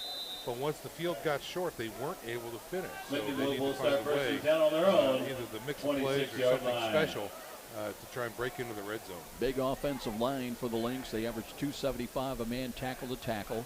Brian Chester's gone all the way at quarterback. Spins, sets up, throws in the flats, and boy, I'll tell you what, Stan Jackson met Tavon Kurtz right, and boy, he's not getting up. No, that was a shot and a half. Chester's pass intended for number 12, Tavon Kurtz, is incomplete. So Kurtz on his back, and they will come out to 10 to him. And that was a high ball that Kurtz kind of turned around to grab, and when he was grabbing the ball, there came Stan Jackson. Yeah, Jackson saw that developing from his safety position back there and really just read it the entire way. Saw the, his corner position, was able to see the ball in the air, see the receiver, time his hit, and he delivered a shot. And I mean a shot, but it was clean, no helmet. Put his shoulder into the receiver and so it was a clean play. We have an injury timeout down below. 35-0 St. Francis with 4:42 on the clock. Let's step out once again for a 30-second timeout. This is Cougar football at home today on Redeemer Radio, 106.3 FM, Northeast Indiana. Do you know that your car is worth more than the no thank you just got from a dealer? Turn nothing into something powerful by donating that vehicle to Redeemer Radio. All you need is the title and we'll take care of the rest. It's swift, safe, and simple, and you may qualify for a tax deduction. To learn how to donate your vehicle and help fuel Catholic programming on Redeemer Radio, go to RedeemerRadio.com and click on Donate My Car or call 1-866-628-CARS. Kurt's on his feet walking back to the sidelines, and his first question was, did you get the number of that truck? Yeah, that's exactly right. Thank goodness he's up and walking back. He got his bell rung that time, and let's hope he's see him later on in the contest. But what a shot. Again, perfectly clean play, and a very athletic move that time by the defender, Stan Jackson. Blake Schumacher and Lee Stewart are the in cover two for St. Francis defensively. It'll be 2nd down and 10. Lynx do not huddle up. They wait for the play to be wagged in from the far sidelines. Brian Chester's gone all the way today at quarterback. Last possession, he was somewhat effective. Now looks to throw again, delivers right side, and that one knocked away. Good defensive pressure. I believe that was Wilmer Comer out there on the corner. Number 11, Jamal Cooper. Yeah, again, nice timing, able to meet the receiver right when he was getting the ball, create some separation, and no chance of a reception that time. So now it'll be 3rd down and 10. Cougars making some personnel changes now. We'll see Blake Blaker in at defensive end on the right side. And Chester taking a look along the line of scrimmage. Might be changing the play call with 12 on the play clock. 35-0 USF in the first half. Chester drops to throw in the pocket and looks, and the ball, deflected ball, and Stan Jackson may have had a chance that time as the Cougar coverage was very good that time as Vito Tapia was in the vicinity, and the ball off the receiver's hands. Tantalizing, it hung in the air for a moment, but Jackson couldn't find the handle. Yeah, Tapia out of Warren Central right there. The receiver wanted to call it. He was holding the ref, and he lost it, but he wanted to call anyway. So good, clean, and tight coverage by the Tapia out of Warren Central. Nate Carson back. He had one punt return of 12 yards last week with Boswell. They wait at the Cougar 45. Here's Murray back to punt the ball at the 12. Left-footed kicker steps into it, kind of off the side of his foot, didn't get much distance. Takes, and boy, that's Boswell gambling. On one bounce, picked it up in traffic, and then he coughed it up. I think on the second hit, he may have coughed it up. Lynx say the ball is theirs. Right around the scrum at the 45, and the Lynx do have it on the turnover. So the offense will come back out, and they'll have it just right around the 44-yard line, at the 44 is where they'll put it down, and 1st and 10, LU. Well, again, Boswell gambles on the hot read of the ball right there. Everybody's standing around watching it bounce, and he decided to run up and pick it up out of the air.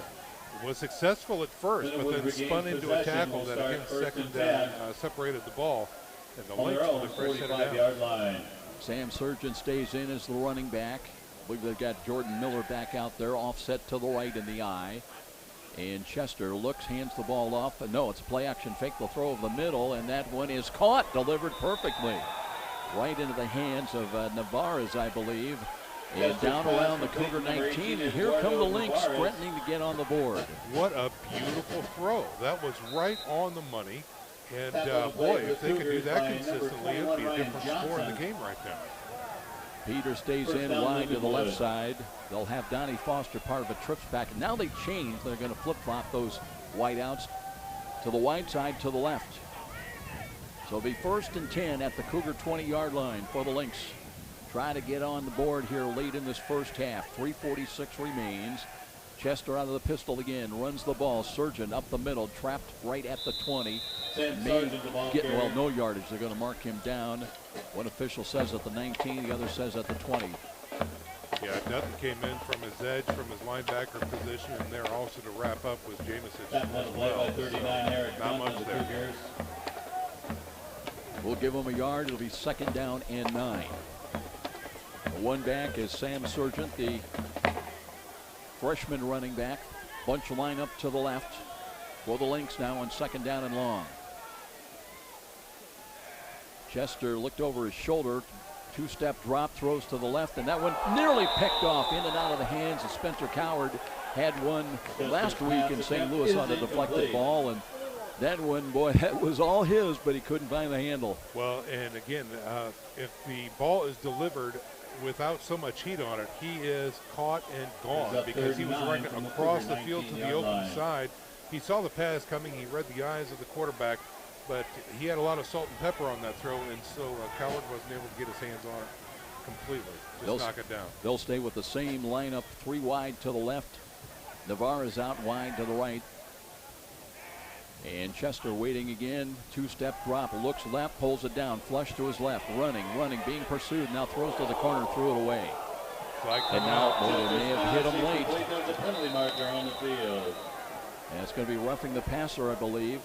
Brandon Bushy with a penalty flag. Another check at Brian Chester. So it was 3rd down and 9. It would have been 4th down. Roughing the passer, number 30 on the defense. Spencer Coward that draws the penalty. Automatic first down. Cougars, as we mentioned last week, drew over 100 yards in penalties in St. Louis despite the big win, 9 for 106. And this gives new life now to the Lynx. They'll have it 1st and goal. Well, let's see where they do mark that football. Just inside the 10. It'll be 1st and goal. Let's call it from the 9. Yeah, I think if Coward would have made contact with his hands to the quarterback, they probably wouldn't have called it, but he did make contact with his shoulder after the throw. And I know it all happens in split seconds there, but that could be considered a good call. Peters a wide out receiver at 6'3". The lone wide to the left, 3 wide to the right now. And here's high snap, but a counter runs. And they gave the Surgeon, but he stacked up right at the line of scrimmage. Ball came loose, but well after the whistle. It'll be 2nd down and goal. At the 10, actually, they're going to lose about a half a yard. And now we've got a late flag again. What was that about? That came well after the play was over. After the play over, unsportsmanlike contact, number 41. It'll be half the distance to goal, automatic first down. His first charge unsportsmanlike.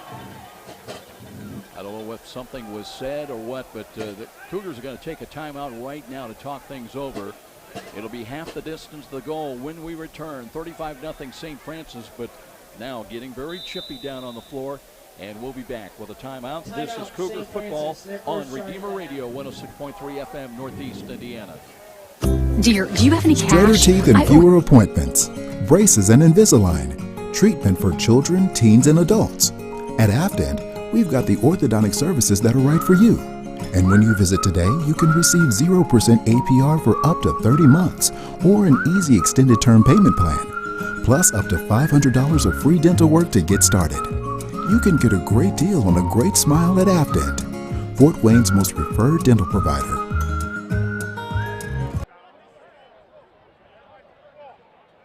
States Football Association, among them Concordia hosting Taylor. That has playoff ramifications. And how about it down in Indianapolis, as Marion now with 2 losses in the Mid-East League, and they're hosting Siena Heights. Both those teams need a win desperately. Yes, they do. So it'll be 1st and goal now at the 5-yard line for the Lynx. 2 wide to the right, 1 wide to the left. They stay at an offset eye with Miller offset to the right side. And here is Chester wanting to throw and throws to the corner, and Spencer Coward picks that off of the goal line in a foot race at the 20, 25, 30 down the left sidelines. And he's got all black and silver conveying him. He'll go 100 yards to the end zone and a touchdown for USF with 2:19 to play. You can't give him opportunities like that. From my vantage point here, Joe, I could see the ball traveling right to Coward. He went up and got it. And again, that wall was right there with him. Way too much speed and athleticism, and nobody could catch him whatsoever. He had 4 or 5 teammates and a convoy all the way down the left sideline. Cougars number 87, Gavin Gardner. Well, we were just talking about Spencer, and he was up, he was down, he had a dropped interception, then a roughing the passer call, and then he atones with a 100-yard pick-6 return. And we talked about it a little bit earlier. The Lynx need to be able to finish. You can't throw an interception at the goal line. We've got finished, but the other way with the silver and black today. 42-0 USF. We'll be back. Cougar football on Redeemer Radio, 106.3 FM, Northeast Indiana. What you do for work matters. Finding the right job can be a challenge unless you have the help of a local job search partner that has strong relationships with area employers. We are Spherion Staffing, built on helping talented individuals find rewarding office, call center, light industrial, and professional opportunities. With Spherion, you'll have the immediate interest of top employers who trust their workforce needs to us. Discover the Spherion difference. Call us at 496-9900 or online at spherion.com.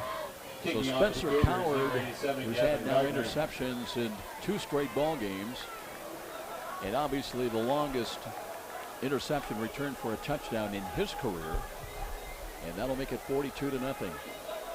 And I believe we go into the record book once again. Sean will be checking in with Bill Scott, Sports Information Director here at the University of Saint Francis, and we'll bring you the update. Meanwhile, Gardner tees it up at the 35, kicks it away high end over end. And this one they'll catch up to at the 8-yard line. Sideline return, 15, 20, 25, and out to the 30-yard line. And boy, big hitting all over the field. Lynx will get it back though, but they're on the short end of a 42-0 score. Sean? Yeah, so Howard ties the record there. We have had a 100-yard return. It's been a while ago. This has been Paul Carter at Walsh back in 2005. That was the last time the USF Cougars have had a pick 6 for 100 yards. So he's in a very elite company. Yes, he is. Return bucks the ball for the Lynx at their own 31-yard line now with just over 2 minutes remaining in this first half. 42 points on the board in the first half, and they've done it in about every way imaginable. Haven't had a safety yet, though. Well, game's not over. It's a long day, especially if you're from Lindenwood, Belleville. Ryan Chester stays in, looks to hand the ball. No, he screens the ball, bubble screen right side, and they'll have a catch and run after the catch up to about the 35-yard line. That might have been Tyler McNair out there. Chester's pass complete to number 85, Devin Jackson. Again, we've seen series like this start out before by the Lynx. The little screens, the little hitches, the short passes. And now we've got a new quarterback, Joe. Devin Jackson, and is that Riley Carr? 26 Smith. We'll check that for you. It'll be 2nd down and 6. And again, here's a little play action fake and a step up and a run. That's Peter Smith, I believe. He's a 6'1" sophomore quarterback. And he was not listed on our depth chart, so now a timeout called by St. Francis with 1:32 remaining in the first half, as it'll be 3rd down and 5 for Lindenwood Belleville when we come back. 42-0 Cougars. Timeout down below. This is Cougar Football on Redeemer Radio, 106.3 FM, Northeast Indiana.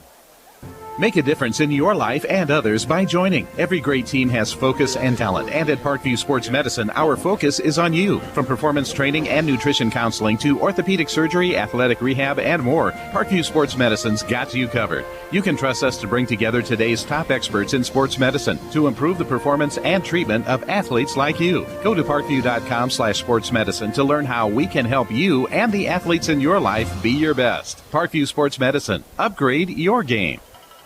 Football fans, Bishop Lewis High School is a Catholic educational community that instills in each student dignity, integrity, respect, and responsibility. You can catch the Lewis spirit at www.bishoplewis.org. Peter Smith, a sophomore quarterback in at working for the Lynx. Play action fake. It does no hand the ball off, and they're fighting for the first down stick, and they may be close to it up across the 40 to the 41, and maybe short by about a half a yard or so. And another timeout now, trying to preserve some clock, are the USF Cougars here. St. Francis, their 3rd and final and a half. Cougars are using their final timeout. We'll keep things right here. 1:20 on the clock. The ball is spotted, nose of the football, just across the 40-yard line. So they need about the length of a football to convert on this 4th down call coming up. And I'm guessing that Lynx, down 42-0, they'll try to convert here. Now they bring out the punter. Well, remember, he tried a fake punt earlier, Murray. Yeah, I guess the idea is that where do we want to give St. Francis the ball? Which, without any more timeouts, I really would have liked to see the Lynx go for it on 4th and 12 inches. But they want to give the ball back to USF with 1:20 to go here in the first half. Maybe a hard count would be another option. Cougars have 9 men up. Wide splits by the offensive line, though, for LU. Here's the snap, perfectly back. Kick is away. That's a low spiral. That's fielded by Nate Carson. Spins to his right. Works to the 30, 35-yard line. Turns the corner. Got a block at the 40, 45. Then takes a big hit right on the near sideline. So it will be 1st and 10 USF. And I wanted to see, is that Marvin Beekert, 300-pound, 6'3". Oh, he had Nate Carson. He says, "Hello, little fella. How you doing?" Yeah, the junior right there out of he's German. He's Bavarian, out of Bayern, Germany, right there. Marvin Beekert, number 60. Oh, he did say they recruit from everywhere. But yeah. Generally, you figure U.S. Guten Tag, mein Herr. Yeah. Good heavens. That's right. You have business over there, don't you? Occasionally. Yeah. You speak a little German? Yeah. Eine bisschen Deutsch. Yeah. 1st and 10 USF. Let's see if they still have Ferrer in there. As it looks to throw, check down, throws it short and into the dirt, incomplete. Nick kind of looking at his hands like, what happened? Yeah. That was not a Nick Ferrer pass, because the outlet pass right there was for Green, and he was alone in the flats. All he had to do was make the connection. And that was just not a well-thrown ball. That'll stop the clock. Exactly 1 minute remains here in the first half. Chrisman, Call, and Boswell. Part of the 3 wide to the left for USF. Rixey's wide right. They've got double coverage on him. No, they don't, as they want to show a corner blitz. And here's Ferrer over the middle. He's got Rixey on a crossing pattern. Cuts to the 45. He's got the first down inside the 40-yard line. That'll stop the clock, or it should. And now it does with 50 seconds remaining. Hurry up offense. USF hurrying up to the line of scrimmage. They want to get another play off. And this is more for the playoffs, not to run up the score, but in case they get in situations last minute. Ferrer quickly throwing the out pattern. Call, I believe, on the catch. Gets out of bounds at the 32-yard line. Nice. To number 81, Casey Cole. Casey Cole. Little score out pattern to the far sidelines. That's good for 7. He was within the 10-yard marker, so very good situational awareness to get outside and get to the out of bounds so that they stop the clock with 39.5 to go. Ball spotted at the 32 from the left side hash mark. 39.5 seconds remaining. All St. Francis up 42-0. Rixey wide to the right, part of it 2 wide. Now here comes the corner blitz once again. Ferrer steps up in the pocket, throws the home run ball, looking for Chrisman. Over the shoulder catch, and he cannot hold on. It was there. It was there. It was off his hands and his bonnet. And again, if it had just a little bit different angle, he may have come up with it. But that was a tough one. Right over the top of his head. His hands were there. But you hope those kids can make those catches. How about that throw by Ferrer? Oh, laid it right in there. Right over the top of the coverage, but not too long. So, yeah, that was beautiful. Now Andreas Gomez-Espino checks into the ball game. It'll be 2nd down and 3rd down and 3. Long 3. 32.8 seconds remain. Ferrer works from the left side hash mark now. Green offset to his right. Play action fake. Here's a throw. That one is caught at the 25. That's good for a 1st down. That was called once again. Clock stops on as they move the chains for the 1st down, and they're ready to go to work again. 25-24. Here's Ferrer. Looks right, throws right. There's a catch. Espino Gomez and works inside the 15 down to about the 11-yard line. They'll mark him out of bounds back at the 12. You got to get upset that he was moving towards the interior to miss that tackle. You're thinking you got to get out of bounds. Don't go towards the middle. But he did get an additional 4 yards out of that move and then trickles out of bounds. So great play by the Snyder standout. 1st and 10, USF wanting more before halftime. 18.4 seconds remaining. Carson part of 2 wide to the left. Espino Gomez to the right. As Ferrer with Green offset to his left, wants to throw again. Looks, checks off. Can't find anything. Now flush to his right with 13, with 12. Now throws to the end zone. He's got a diving catch for a touchdown. And that was Nate Carson. That's good for 12 yards. Another touchdown in the dying moments of the ball game here in the first half.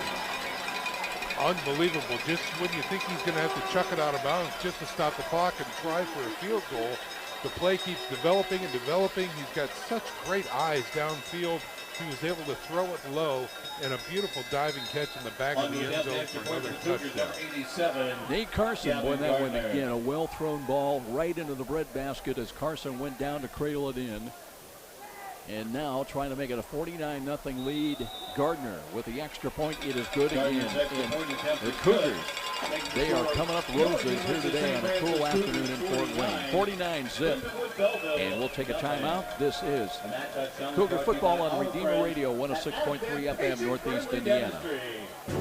This is David X with Union Savings Bank Mortgage Department. So happy to support Bishop Lures and Bishop Dwenger student athletes who work so hard to be. Yeah, I'm stealing a 30 from halftime, Joe. Support you. I'll save that 30 for start.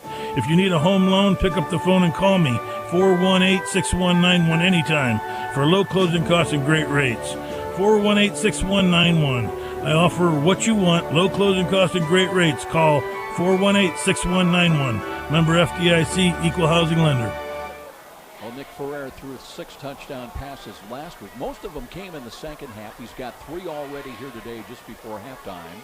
Green has run for a couple of touchdowns. We had an opening 90-yard kickoff return touchdown.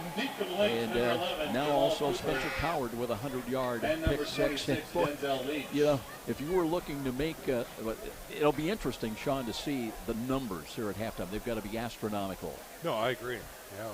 Here's a pooch kick coming near side, fielded at the 20. They run into one another. 2 would-be receivers, the kick returners down there, the up men, including Tracy and Bell. John Mosley on the return. Mosley on the return, but that time, again, when it's been that kind of a year for Lindenwood Belleville. Well, 6 seconds to go here in the first half. One would assume they're going to take a knee or try a Hail Mary. Let's see what happens here for the last play of the first half, presumably. I thought we were fogging up, but are the stands on fire? It's all kind of smoke coming from down below. I think that is that Big Eye Fish. Yeah, they put some burgers on the grill, something like that down there. Brandon Bushy is going to take a timeout, official's timeout. Is that a flag? There's a lot of people looking around. Yeah, there's a flag. That might have been a delayed game. They do move them back 5 yards, so. You know, kind of all academic here in the dying moments of the first half. And again, they're in the victory formation just to take a knee, and that's the way this first half will end. And how do you like your burgers? You like them on the well done? Yeah, well, I don't know that you have a choice. Extra smoky. We have got all kinds of smoke coming up here right before halftime. But we will step out. We'll be back with our halftime presentation. I tell you what, we've got quite a recap coming up in this 49-0 St. Francis lead here at halftime, ranked number 1. And we'll be back. This is Cougar Football on Redeemer Radio, 106.3 FM, Northeast Indiana. Ram Power Days are back at Glenbrook Dodge Chrysler Jeep Ram, which means unbelievable savings on America's longest-lasting pickups. Save up to $1,000 on select new 2017 Rams. Get even more back in total value on select Ram 1500 Bighorn Crew Cabs, or choose 0% APR for 72 months. Ram Power Days going on now under the giant American flag on Coliseum, or visit us online at glenbrookdodge.com. Glenbrook Dodge Chrysler Jeep Ram, as American as it gets. Glenbrook Dodge Chrysler Jeep Ram keeps rolling on and off-road with the Jeep Celebration event. Find the Jeep that best suits you and save big. Get $500 in bonus cash on 2017 Renegades and as much as $1,000 on new Trailhawk and limited editions. Or drive off in a 2017 Grand Cherokee with an additional $500 in bonus cash, but only during the Jeep Celebration under the giant American flag on Coliseum, or visit us online at glenbrookdodge.com. As American as it gets. It's the Halftime Report with scores, stats, and insights. Here's Joe and the sports team. Back at Darcy Stadium with Sean McBride. I'm Joe Parson, and we've got a little bit of an issue going on here, but down below somewhere. Smells almost like a bit of an electrical fire going on, but almost looks like heavy fog. And let's hope that clears up by the start of the second half. Fans milling around here today, the first of 2 final home games to complete the regular season. Then a week off, and then waiting for the tournament pairings and on to the playoffs. The defending national champions trying to take care of business here today, and they have done a very, very good job. They wasted little time, got on the board on the opening kickoff. Cougars won the toss, wanted the ball, and they got what they asked for. As Matt Kominkevich back in kick return out of Penn High School. Took it at the 10-yard line, returns at 90 yards, and just seconds into the ball game, Cougars had a 7-0 lead. Then Justin Green taking a pitch and working to the right side, taking it in the end zone 2 yards out, and that would make it a 14-0 lead after Kevin Gardner's extra point attempt. Cougars had a 4th down stop on a fake punt. They took over at the Lindenwood 15-yard line, and that would set up a, well, actually they were stopped on drives.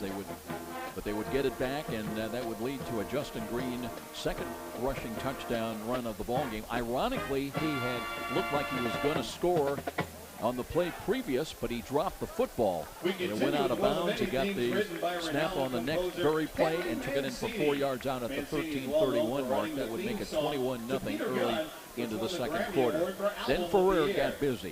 Found Sean Boswell, good for 25 yards and a touchdown at the 8:44 mark. Then after a 4th down stop, it would be Ferrer again. On a busted play, Ferrer scrambling around, spinning, stepping out of a tackle. Looked like they had him sacked. He would find Dan Rixey, who broke a tackle himself, and good for 68 yards and a touchdown with 4:56 to play in the quarter. 35-0 USF.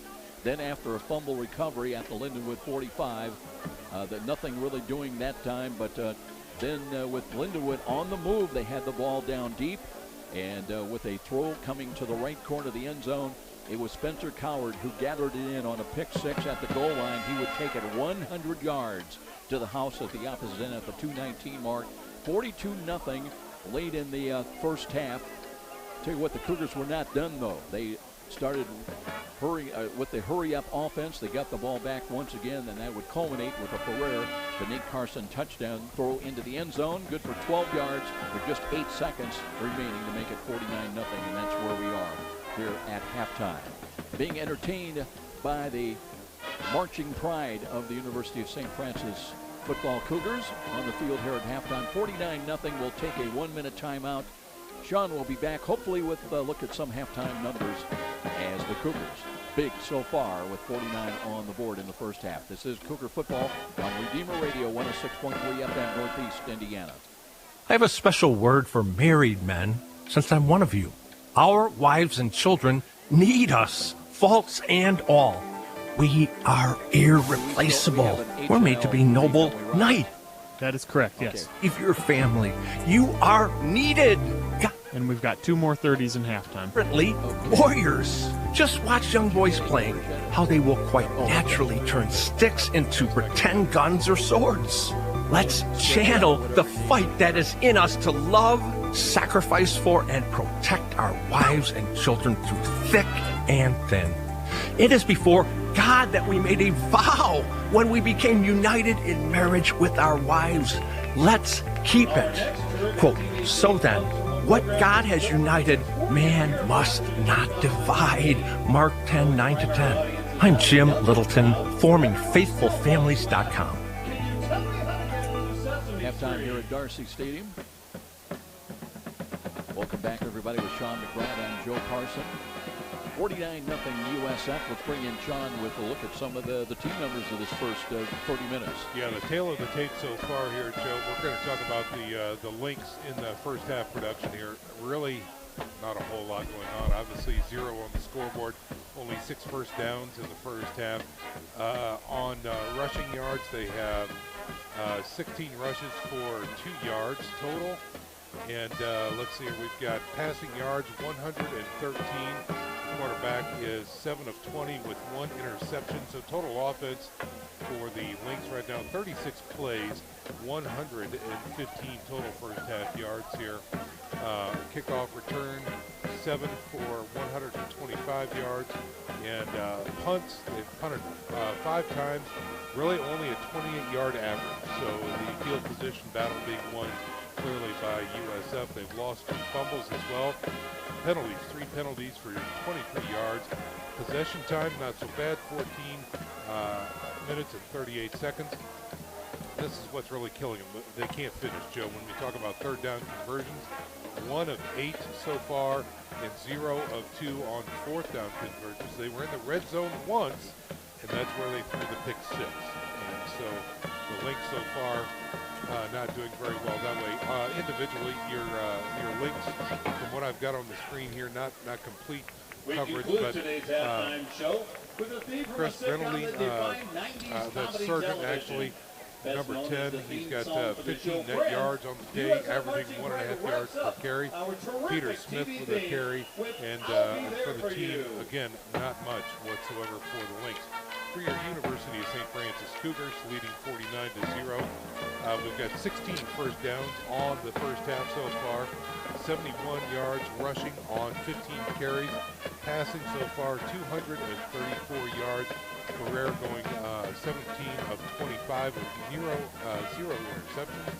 So your total offense, 40 plays, 305 first half yards. Punt returns, we've got 3 punt returns for 42 yards. Kickoff returns, 1 for 89, and we think that might have to be adjusted on kick returns because we've had, well, we're going to check that number here. And oh, here it is. Yeah, the interception return, 1 for 100 right here. So I was confused there. The initial kickoff was taken at the 11-yard line. So fumbles, 2 fumbles. We've lost 1. Penalties, 3 for 25. Possession time, have the advantage there, 15 minutes and 22 seconds. Third down conversions, looking fantastic today for the USF Cougars. 7 of 9 and 50% on fourth down conversions, 1 of 2. And in the red zone, very effective, 4 out of 5 right there.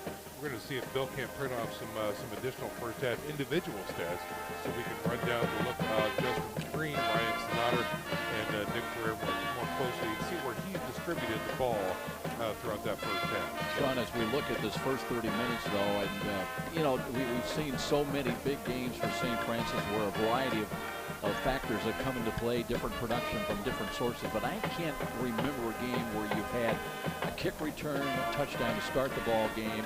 You've had a pick 6 for 100 yards. You've had 3 touchdown passes, 2 rushing touchdown runs, and boy, those are the kind of things that a coach just dreams about, having that mix of offensive weapons at your command. That you know, that leads you to believe maybe you've got a chance to repeat as a national champion. Well, that's precisely right, Joe. And the coaching staff has to be pleased with many aspects of the game. I think one of the things that they talked about while they took a timeout here at the meeting moments here in the second quarter is to get these kids back and get their heads back in the game. A lot of talk, a lot of trash being thrown around between both squads. Unsportsmanlike conduct being offset on either side, and late hits and whatnot. So you can't let a team that was wallowing in frustration bring you down. So let your body do the talking and keep your mouth shut. They had to readjust that way. But to your point, Joe, weapons here, weapons there, with a defense that is so stout and a scoring defense as well.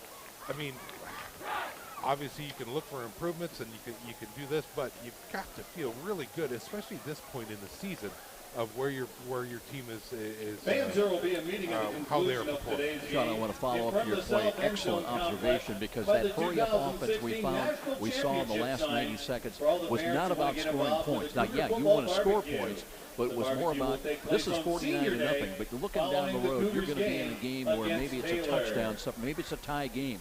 That's where time is a factor. That's where execution is a factor.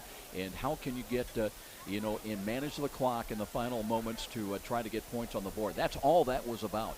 Yeah, and that's precisely right, Joe. So what a gift it is to have real live fire experience to bring that to this contest, to work out, the looks, the packages, the schemes, what you're going to try and do against this particular opponent, and can that be used against someone else down the road? So having these real life opportunities with the kids on the field with the clock running in real live fire situations, boy, that is a tremendous opportunity, and you have to practice that all the time. Doesn't come by accident, certainly. 49-0 here at halftime, and we are at halftime. Let's take another timeout, and we'll be back with more in our halftime presentation. This is Cougar Football on Redeemer Radio 106.3 FM, Northeast Indiana. Hi, this is Charlie Momper from Momper Insulation. After last winter's brutal temperatures and record-breaking wind chills, it's not too early to start thinking about adding insulation to your attic, sidewalls, and crawl space. By adding additional insulation, you can cut your energy costs up to 30%. Yeah, do you want to? Call Momper Insulation today at 432-7543. Momper, the #1 name in insulation since 1956. Football fans, just a reminder that H&L Electric is your full-service electrical contractor, from commercial and industrial projects to residential as well. H&L Electric can handle the smallest to the largest project for your business or residence. Call Pete Henry at H&L Electric for your next electrical project. Well, Joe, I tell you what, now getting handed some new information from Bill Scott here on first half numbers here. Let's check in individually with the University of Saint Francis on the ground. Justin Green, 11 carries with no net loss, 59 yards in the first half, along with 2 touchdowns and a long of 9. He is averaging 5.4 yards per carry. Ryan Sonata, 4 carries for 12 yards there, with a long of 6, averaging 3 yards per carry. Through the air, we talked about Nick Ferrer before. 17 completions on 25 attempts with no interceptions, 234 yards through the air in the first half, with 3 touchdowns on the books already, with a long of 68. Let's see where he spread it around to. Your receiver corps consists of Sean Boswell, who has 5 catches on the day for 59 yards and a touchdown with a long of 25. Casey Cole showing up big today. 5 catches with 25 yards under his belt with a long of 8. Dan Rixey, 4 catches there, 118 yards, a touchdown, and that is that big 68-yarder to kind of quiet things down here in the second quarter. And Andres Gomez-Espino from Snyder, 1 catch for 13 yards there. No punts on the day for the USF Cougars. On the return side of the punt game, Sean Boswell has 2 for 24 yards total, 1 for 19. And Nate Carson has returned for 18 yards as well. Kick returns, Matt came in with an 89-yard TD return, and I'm going to have you say Matt's last name. Komankevich or close to it? I'm going to go with close to it. So let's talk about your defensive leaders here for the USF Cougars.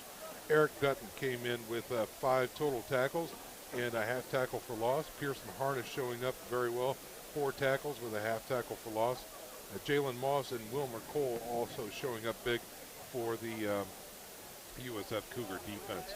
So that is some of your individual numbers. Just to recap the totals here for the USF total offense: 40 plays, 305 yards with 16 first downs. And again, what I like to see here, Joe, is the ability to finish and keep the drives alive. So you look at third down conversions. And so for the USF Cougars, 7 of 9 on third down today, 1 of 2 on fourth down, and very effective in the red zone.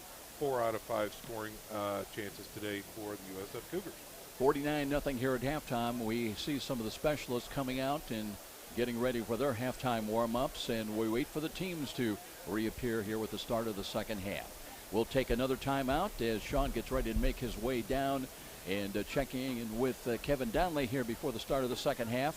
We'll be back with more. This is Cougar Football on Redeemer Radio 106.3 FM, Northeast Indiana. Make a difference in your life and others by joining. Every great team has focus and talent, and at Parkview Sports Medicine, our focus is on you. From performance training and nutrition counseling to orthopedic surgery, athletic rehab, and more, Parkview Sports Medicine's got you covered. You can trust us to bring together today's top experts in sports medicine to improve the performance and treatment of athletes like you. Go to parkview.com/sportsmedicine to learn how we can help you and the athletes in your life be your best. Parkview Sports Medicine. Upgrade your game.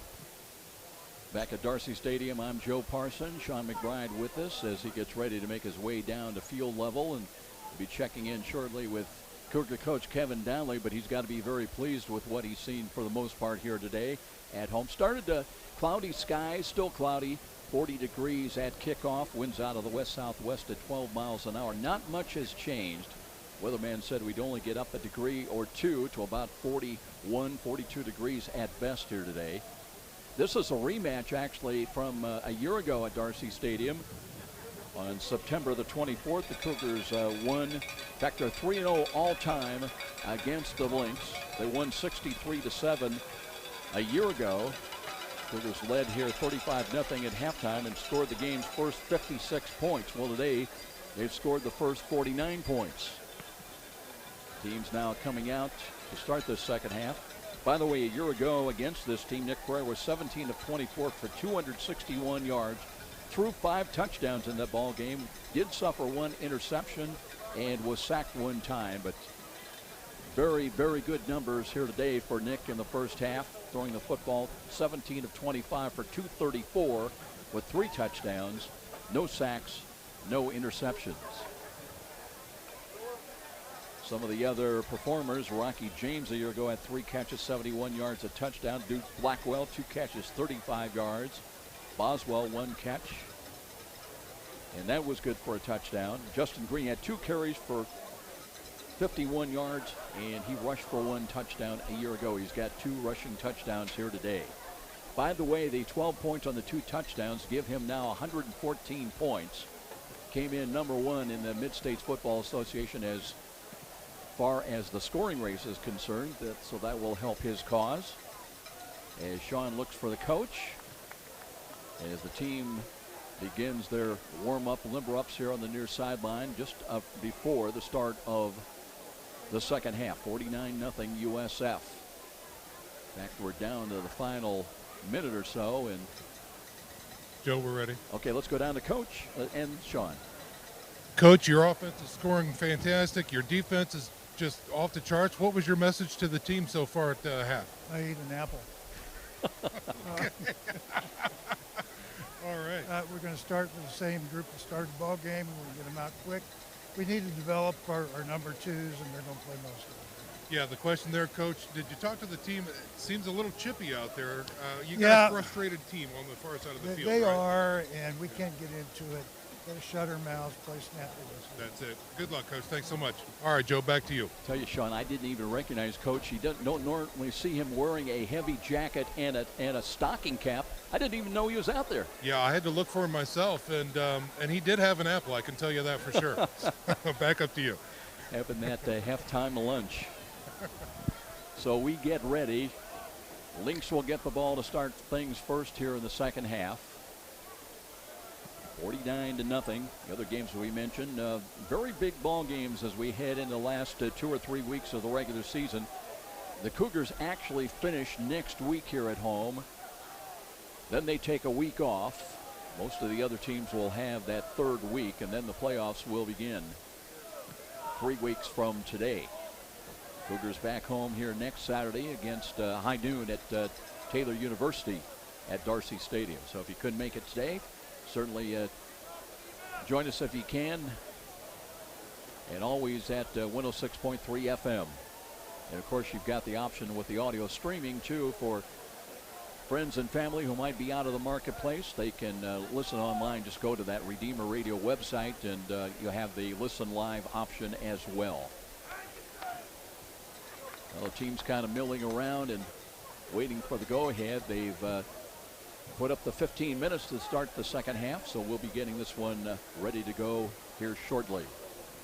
Comes the kickoff team for St. Francis. They'll be kicking away from right to left as we start this second half. Expecting to see Tavon Kurtz along with Jamal Cooper back deep in kick return as we get ready to start this second 30 minutes. Well, Sean and the coach kind of touched on it briefly about how far do you go, how long with the ones and the first teamers out there. Kicking off the Cougars, number 87, Mannion that got his bell rung a little bit, and a couple of the Lynx as well, but Yeah, you want to maintain sharpness, intensity, but you want to try to keep people healthy as well. Here comes the kick, fielded inside the 10, run left side across the 15, a cut to the right, up the middle, and that's Tavon Kurtz who brings it up to about the 25, 26-yard line. So it'll be 1st and 10. The Lynx trying to get something going. They've been shut out so far in the first 30 minutes. They'll work from left to right. Bring Sean back in as soon as he catches his breath from that John up. By the way, it looks like they caught the problem with the fire down there, right? Yeah, there was no emergency services required. I think the first few growers were not edible, but they took care of things. I figured they'd free those up for the media, though. They typically do. 1st and 10 from the 27 for the Lynx from the left side hash mark, and let's see, they're going to work with that backup quarterback, the second of the day. That is Peter Smith. Smith hands it off with a run to the left side, and that'll be a gain of a yard for Lindenwood Belleville. Yeah, not much of a different look for Lindenwood as they start Lindenwood Belleville, as they start the second half here. Same formations here, just some different personnel getting shuffled in and out, and not much here coming up 2nd and 9. Smith, by the way, 6'1", 190, a sophomore out of Mount Carmel, Illinois. And looks on 2nd down and 9 from the left side hash mark. Running back lined up behind him offset. Cougar show blitz. Here's the stretch handoff. Run to the right side. Boy, that's right into the hands of Spencer Coward. Just wraps him up for a loss back inside. Right around the 25-yard line. Yeah, looks like he's slow to get up as well. And Eric Hemmelgarn was in there giving some backside support. So that's Jamal Cooper still down on the turf. Yeah, that's going to be a tough one right there. He's a junior out of Rancho Cucamonga, California. You know, and that's the kind of situation your team's down 49-0, and you take a look at, well, you mentioned Himmelgarn goes about 320.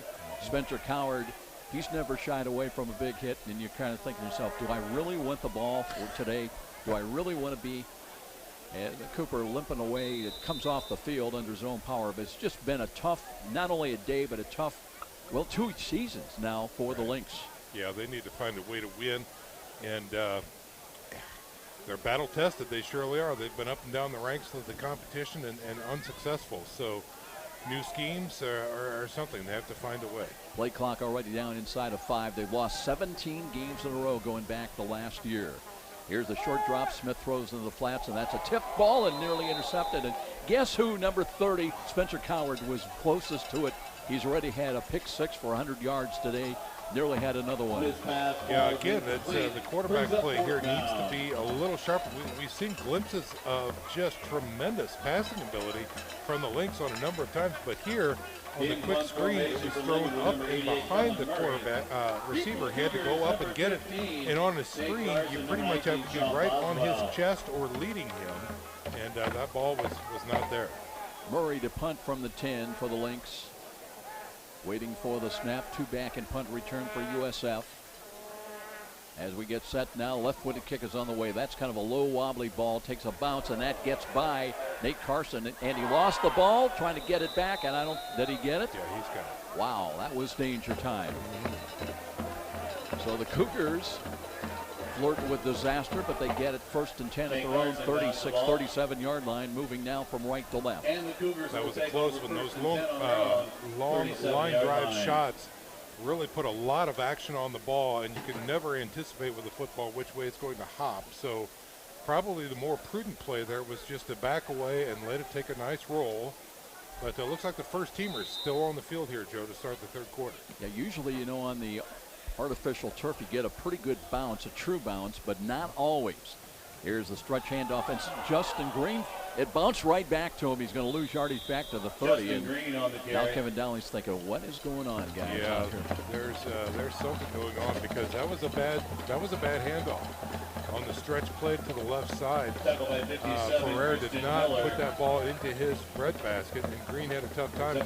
Luckily, like you said, Joe, it hit the turf and bounced right back up. That's a loss of 7, so it'll be 2nd down and 17. St. Francis huddling up now. Play clock down to 16. And they'll bring Will Chrisman into the game, wide to the short side to the near side. 2 wide to the right. Boswell up in the slot. as Ferrer looks, play action fake, wants to throw to the left, looking, there's Chrisman's got it at the 42, maybe another yard to the 43, just turned around, squared up for that, settled down for that catch. That'll bring up a manageable 3rd down and about 4. Well, you know, sometimes those mistakes can act as smelling salts too, Joe. Hey, we're back here, it's live action. We were laughing and yucking it up in the locker room, but now it's time to get back in game form. Excellent point, because the guys with the dark helmets, they are not yucking it up, trust me. No, they are not. Yeah. Got to get to the 47 on this snap with just over 12 minutes remaining here in the start of the second half. Here's Ferrer, wants to throw, looks, throws to the right, wide open grab. That's at the 45 to the 40. And down to the 38 goes. That's Dan Rixey, wide open, nobody near him. Yeah, he just went out there into that open bubble in the zone, sat there, waited for the ball. It arrived in a split second, turned around and got an additional yardage out of that play. So Rixey, again, finding those open holes in those zones and sitting right down, and he was wide open. Good job by the offensive line, giving Ferrer to run the progressive checkdowns to try that find that open man. And find him he did with Dan Rixey. Now it's new set of downs at the 39 of the Lynx.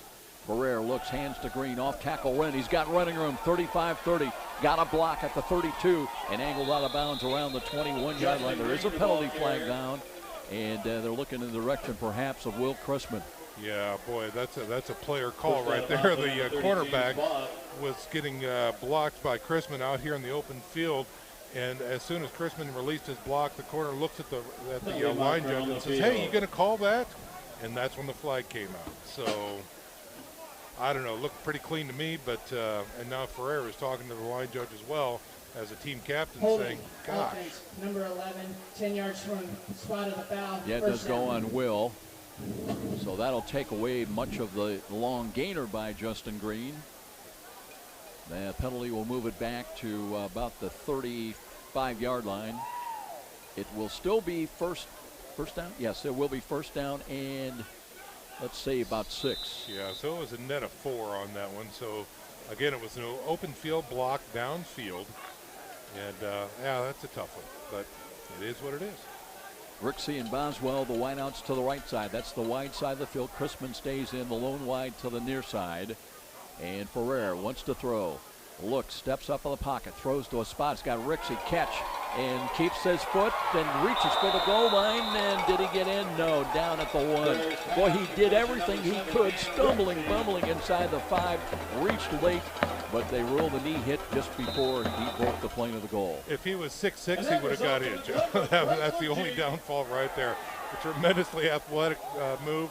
And he's like, "Oh, come on, let me have this play too so I can come in." But he's going to take a rest right now. And just a tremendous job stretching and reaching and trying to get to that stripe, but he was just short. Chris Smith now checks in for blocking purposes. In the eye, offset to the left side. Green stays in as the running back. He's run for 2 touchdowns today. Looking for his 3rd. Stacked up. He won't get it, at least on this call. Green on the carry. Good job by the Lynx of filling those holes. The linebackers came in and shored up that wall and actually pushed him back a little bit. It'll be second down and goal from near the 2. Ferrer last year threw for 5 touchdowns against the Lynx. He's thrown for 3 in the first half. Clock moves inside of 10 minutes. Time remaining in this 3rd quarter. Sonater now comes in off the wing to the right side. Green stays in there as well as the running back, lined up behind Nick Ferrer. Smith offset to the left in the eye. They'll give to Green, and then he's looking to get across the plane of the goal, and they're going to mark him down short again, this time just inches away from the goal line. Yeah, that's a tough one. I thought that second effort pushed him over that stripe, but apparently they've got a much better view. He is inches, literally inches away from that goal line right there. Well, to go with number 17 once again for the 3rd straight time. We'll find out in a matter of moments. Cougars do huddle up briefly. Sonater gets set up again on the right side on the wing. Let's see if they run that way, or will they run? Now they give to Chris Smith, then he plunges in the middle and trying to, and I don't think he got there. It'll bring 4th down. Wow, what a goal line stand here by the Lynx. You talked about it, Joe. There was no yucking it up in the halftime break for them. They came out to play here in the 3rd quarter, and that's going to be a loss of a few inches there back to the 1. for USF. They've got some of the big guys in there, and they have not conceded an inch. So it'll be 4th down and goal from inside the 1. Smith stays in. Green stays in. Sonata, this time they've got him basically tight to the right side. There's motion by Justin Green. They pitch the ball to him, and he splits the defense and runs into the end zone quickly from the yard out at the 8:23 mark. The 3rd rushing touchdown of the ball game by Justin Green. Denied once, twice, but not the 4th time. Yeah, again, that pitch really created the separation from the defense as they were sucked up into the box. And Green just did a fine job stretching it out, looking for the lane, going north and south, and went into the end zone untouched for a USF score. Cougars now with 55 in a row here today. Green is on, or Gavin Gardner, I should say, to attempt the extra point on the way and good. So they scored 56 in a row last year in the matchup with Lindenwood Bellevue en route to a 63-7 victory. Here today, early in the second half, it's 56-0. This is Cougar Football on Redeemer Radio, 106.3 FM, Northeast Indiana. You can help support your Catholic parish or school with Notre Dame Federal Credit Union's Elevate program. You'll not only enjoy excellent personal service and save money with your new loan or credit card, you'll also be giving money back to the participating parish or school you care about. Let Notre Dame Federal Credit Union elevate all participating parishes or schools. Elevate can be reached at 844-230-6611 or visit us online at ndelevate.com. Independent from the university. A lot of points today, and all of them from the silver and black. The Cougars normally with the silver and blue with the bright blue tops, but today with the black tops, silver pants, silver helmets. And now they'll kick away from right to left. Lindenwood Bellevue today. Next Saturday it's Taylor in town. High noon kickoff as the Cougars then complete the regular season. They'll take a week off and then wait for the playoff pairings. Here comes the kickoff, high end over end, down on the left side at the 14. Return across the 20, 25, out to the 32-yard line. And Lindenwood Belleville going back to work offensively once again. Now there's a penalty flag well away from things, and they're looking in the direction of Jordan Miller. I mean, that was 20 yards away from where the ball was landing, and apparently in the middle of the field, some extracurriculars. Yeah, no connection to the play whatsoever. I don't know if again, some kid's mouth was running like a motorboat or whatnot, but late flag here, and we'll see what the penalty is coming up here. But just a reminder, football fans, next weekend, big weekend here on Redeemer Radio. On Friday night, we've got sectional championship playoff football. It is the Bishop Lures Knights hosting the Concordia Cadets. Our live coverage begins at 6:55 p.m. on Friday night. Again, Joe talked about it here on Saturday, noon kickoff. The USF Cougars back here in town to wrap up their regular season play, 11:45 pregame. And then the Diocesan Championships are going to be here on Sunday as well. Catch Eric Pete on the call from the University of Saint Francis as the St. Charles Cardinals take on the ICCL champions from South Bend right here at Bishop Darcy Stadium. That's all next weekend. A great weekend of football right here on Redeemer Radio. By the way, that unsportsmanlike penalty is on Jordan Miller. That's his second of the day, Sean. So he is gone. His day is done. That's it. Now, here is Miller in that quarterback, throws the fade long. He's got a man wide open there. The catch is made down inside the Cougar 40-yard line. That was John Peters. He got open earlier on a similar pass play, and Cougars didn't learn anything. They did not, and you think, oh, that's a couple of second-teamers out there, young kids that got beat. No, that's some first-teamers out there for USF that got beat. That's twice in the same game, Joe. So just like that, it's 1st and 10 for the Lynx. They've got it at the Cougar 40-yard line. And here comes the snap as the read option and roll to the left side. And boy, that time, wrong decision by the quarterback, Peter Smith, as he kept the ball and paid the price. He'll lose yardage back outside the 40 to around the 42-yard line. Marcus Stepp, I believe, in there. He was. The standout from Bishop Dwenger High School came in, was not fooled whatsoever, played smart, stayed at home, wrapped him up at the shoulders and threw him down, not giving the quarterback any opportunity to get rid of the ball. Those are the football outside the USF 43 now. Loss of 3, second down and 13. Just over 7 minutes time remaining now in this third quarter. Peter Smith in at quarterback out of the pistol. 2 wide tandem receiver to the right side. Read option gave it to Sargent, and boy, USF Howard was there. Spencer Harnish was there. Pearson Harnish. I need a nap. It's getting late early. I'm with you. Yeah. We were all out on the cold and the rain last night. I need a nap. I'm coming off of a trade show up in Chicago. I tell you, brings up third down and 15. A lot of words I've been talking for the last 10 days. I mean, Pearson Harnish has only been around here, what, about 8-10 years? You'd think we'd learn his name by now. Loss again, third down and 15. Inside 6.5 minutes time remaining. 2 wide to the right side. Peter Smith taking a look at that Cougar D.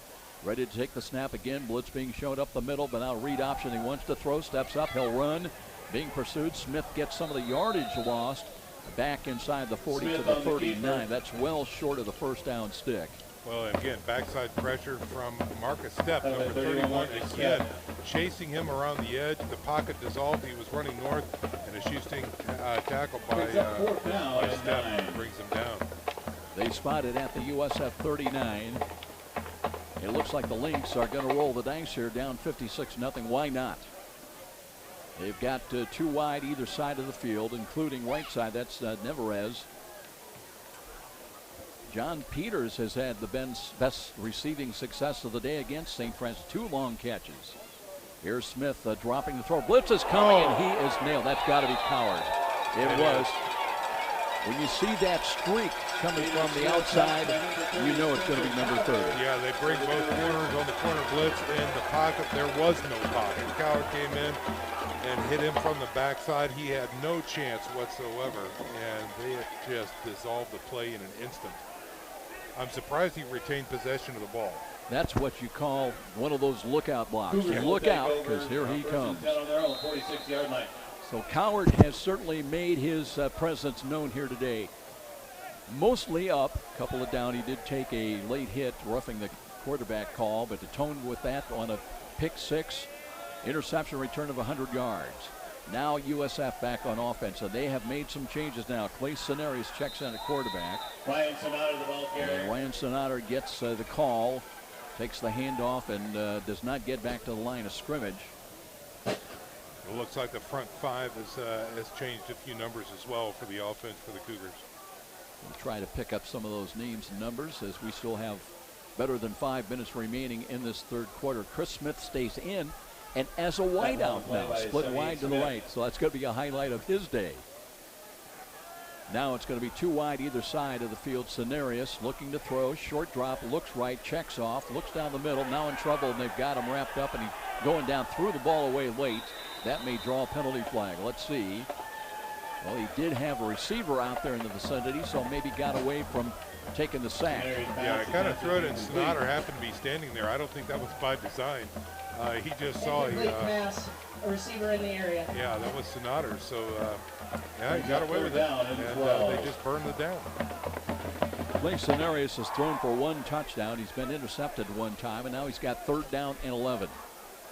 Trying to reach the 44-yard line of LU. Shotgun formation.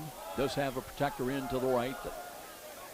And now looking to throw once again. Blitz is coming, throws to the right, and here's a catch for a 1st down to the 41-yard line. Yeah, that's Andreas Gomez-Espino out there with a nice catch out of Snyder High School, and the Cougars do convert on 3rd and long, and they move the chains 1st and 10. Yeah, just a great little stick route, but again, with Gomez-Espino's speed, as the corner was trying to keep with him, and he spun on a dime, the defender couldn't get back in time enough to make a stop. So he was able to get an extra yard or 2, and the 1st down for USF. Nate Carson on and sent wide to the left side. Shotgun formation still for Clay Cenarius. Got a running back to the right, wants to throw again. Throws the out, he's got Carson. Tried to give a little ground, but does hold on. Tackle right about the 36-yard line. And there's a penalty flag thrown. Personal foul. roughing the passer. Number 99 on the defense. That'll be 15 yards on the end of the run. First down. That one goes personal foul, roughing the passer against the Lindenwood Belleville. George Lucas Lorton, a senior linebacker, draws that penalty flag. So that'll tack on yardage after the catch by Nate Carson. And they'll move the ball down inside the 25-yard line to about the 21. And it'll be 1st and 10 for St. Francis. Trying to check. It looks like Smoger's still in there at one guard position for USF. Smith, as we mentioned, up on the wing now, offset to the right side. And Cenarius does hand the ball off. That's Eli Wallace. Wallace looking for running room. Cuts back to his left. Got to the 10-yard line. He needed one more block. Trying to step out of the tackle, or he might have scored. And I'll tell you what, this is a young man, a 5'9" freshman, that he is that really looked good coming in relief in the running game, and bright future ahead for him. Yeah, very much so. He was able to shake a couple tackles there. He's a standout from Lakeland High School up in LaGrange. And let's see if, in fact, he can get another touch or two here, because it's 1st and goal from the 10. And the way he's ran that previous one, I'd like to see him run it again. Quinn Zaire is in there, one of the offensive linemen, a big sophomore, 6'4", 278. Working today on the offensive line. Here's a pitch to Wallace. Wallace and steps around one would-be tackler, brings it inside the 5, still on his feet, down inside the 3-yard line. How about that nifty move? Yeah, that is exciting right there. He should have been dropped in the backfield, but he made this quick jump step. And the tackle has a broken ankle because he just whiffed on him. And so nice move that time by Wallace. Was a penalty flag thrown against USF. That goes against Austin Smoger. We just talked about him. Last tackle by Mason Carr, who had 8 tackles a week ago in their loss. Well, this is the 2nd straight week that LU's been in Indiana. They played down at Upland a week ago, losing big to Taylor. Right now they're on the short end of a 56-0 score. Penalty moves the ball back to the Lynx 23-yard line. It's going to be still 1st down. I believe that's 1st and goal from the 18. Yeah, you're right. Here's Wallace again, cuts to his right, steps out of a tackle. He runs against 2 defenders, got a couple of yards inside the 20 to about the 19. Eli Wallace, the ball carrier. Yeah, they lost one there. Much there to work with. Well, it's got to be tough, Joe. We talked about, this Lindenwood Bellevue squad winless in 2 seasons. And I think about that, the little things, like as a team. Can you imagine those bus rides home, from Fort Wayne and from wherever they're going? That's got to be really tough on those kids. Lost 63-7 against Taylor and Upland last week, and boy, they got to look forward to coming back to Indiana in 2 straight weeks. Here's a little touch pass, sweep coming to the left side. Boy, a big hit. That was Duke Blackwell, and I tell you what, he got nailed by Navy Silla. This drive, they've done nothing but really move backwards after that initial penalty, and yeah, now they're all the way back to the 22-yard line. Wow, that was a shot and a half, but hats off to Blackwell. He popped right up. He's like, I've been hit by bigger. So that's a football hit. Yeah. Now it's at the 22-yard line. It'll be 3rd down and goal from the 22. Gomez Espino split wide to the right side. Blackwell up in the slot to the right side. Here's Cenarius. And looks to play action fake. Now wants to throw the ball, and that one he was hit right when he released the ball. And incomplete to bring up 4th down. That was Sean Jewell that came in there and got a bit of Cenarius. And let's see if they're going to try the field goal now with Gavin Gardner coming on. Talking to him Thursday in the media luncheon, he said in high school he had a long of 37. He's had a long this year for the Cougars of 35. This one will be from 39 yards out from the left side hash mark, but this would be a career best. Waiting for the snap. New holders in there, and the right-footed kick. I don't know if it's got enough. It's on the way and short. So it will remain a 56-0 lead with a timeout down below. And just under a minute remaining in this 3rd quarter. And let's keep things right here. So the once again, missed field goal attempt from 37 yards. And I think that breaks a streak of 5 straight field goals made by Kevin Gardner. He was talking Thursday, Sean, you know, like field goal kickers do. It's all about confidence. Sure. He said when he went 1 for 4 to start the year, he was so nervous, you know, taking over for the great Ryan Nix. Oh, yeah. And then once he made that first one, and then, you know, success breeds success, he was much more comfortable. Smith handing the ball off. They'll run the ball across the 20 to the 23-yard line. Well, Joe, and that comes really down to every player out there, but it's special for kickers because there's such a spotlight. It's such an individual part, you know, of the play. But, you know, when you practice to perform. Don't just go out there and kick, but, you know, prepare yourself, line yourself up each and every time and become automatic, and then stretch yourself to performance and try and get better that way. And he's exactly right. Gain of 2, 2nd down and 8. Smith out of the pistol. They show blitz again, coming defensive right side. Smith being pursued, throws late, completes the ball, and a diving grab. The knee hit, I believe, right away. That was a catch by Donnie Foster. By the way, a footnote by Gavin Gardner.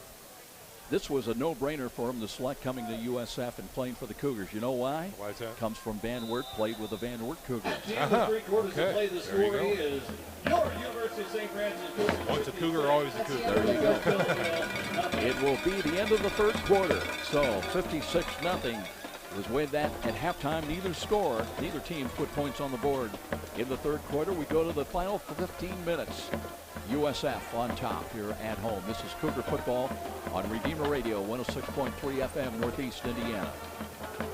Do you have a devotion to Our Lady Guadalupe? Travel with Redeemer Radio Odysseys to Mexico City and see firsthand the tilma of Juan Diego bearing the image of the Holy Virgin Mary. Register by February 28th to save $100 on your trip.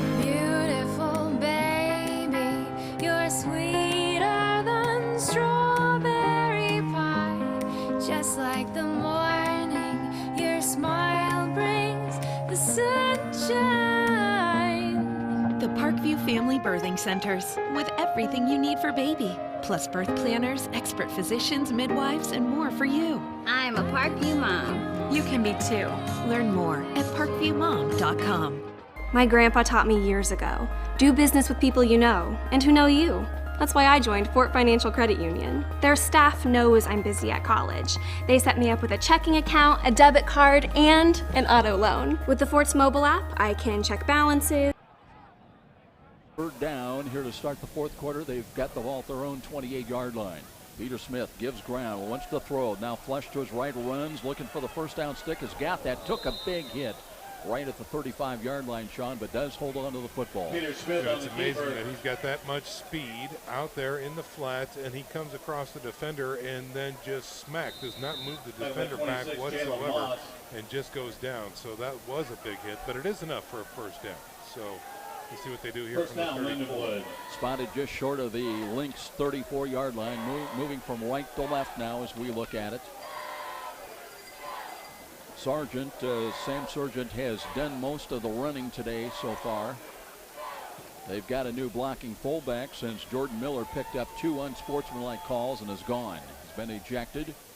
And here's they hand the ball off, and that, again, Sargent getting the call, but not much gets back to the 35-yard line. Cougars, we mentioned a lot of new numbers in there now, but included out there, Devin Green still playing. Tackle by 54, Mitchell Thornberry. Yeah, Thornberry, on the stop that time. Devin Green, the Cougars. Thornberry last week had a sack, including 2 tackles and a half a tackle for loss against Mo Baptist. Gain of 1, 2nd down and 9. Peter Smith has 2 wide to the right. 1 wide to the left side now on 2nd and long, wants to throw. Rolls to his right, buys time. Being pursued by Thornberry, throws it. Oh, that one was nearly intercepted. In and out of the hands. Was that Stan Jackson? He rushes over the ball, picks it up.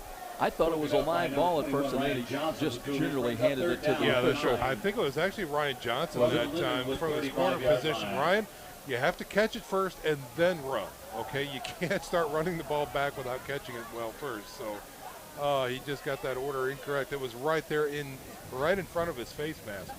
So he wishes he had that one back.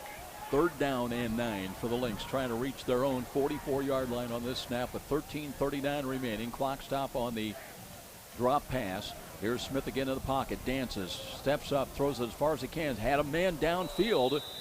Had a snap that time on Stan Jackson, but incomplete. They were trying to go to the 6'2 junior, Eduardo Nevarez. Yeah, just off target that time for the long pass. We've seen that long pass work a couple times today, but more often than not, it does not. And again, that time it falls to the ground. Murray comes on to punt the ball. He's a big kicker with a left foot. Waits just outside the 20-yard line of LU. 2 back and kick punt return for St. Francis. Here's the snap to him. Steps into the left foot kick and kind of missed that one. Wobbly ball.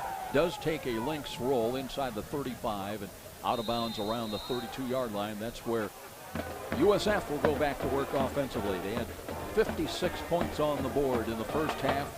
Still looking for their first production of the second half. Well, again, after the end of the 3rd quarter here, Nick Ferrer, 20 completions on 28 attempts, 299 yards through the air with 3 touchdowns and a long of 68. His receiving core, Dan Rixey, had 6 catches for 170 yards and a touchdown. Sean Boswell, also 5 catches for 59 yards and a touchdown. So, again, through 3 quarters, it's all St. Francis. Janai Cooper's in as one of the wide. Here, Scenarios throws near side. He's got Hundley. Hundley shakes one tackle off, shakes a second one off, and got to the 35, maybe another yard to the 36-yard line. Pretty good job, though, that time by the freshman, 5'11", 180, Dylan Hundley. Did not go down on initial contact. He'll pick up about 4 yards. He's scrappy out there and wants to show the coaches that he deserves to be on the field, and as does everyone out there right now. Hundley stays in wide to the right. That's the short side of the field. Kamenkevich, who ran back the opening touchdown, is in there in the slot to the left side. Scenarios looking to hand the ball off. A little stop and go move. That's Eli Wallace looking for running room. Did not find much. Got only to about the 38-yard line. That's what we call impression time, Joe. You know, when these young kids are out there, now's the time to make the impression on the coaches. Again, because in practice, things are a lot different when you're on the second team going up against the first teamers. But when you're in these real live games, you can make a real impression on these coaches. Impression, good or bad? Yes, that's right.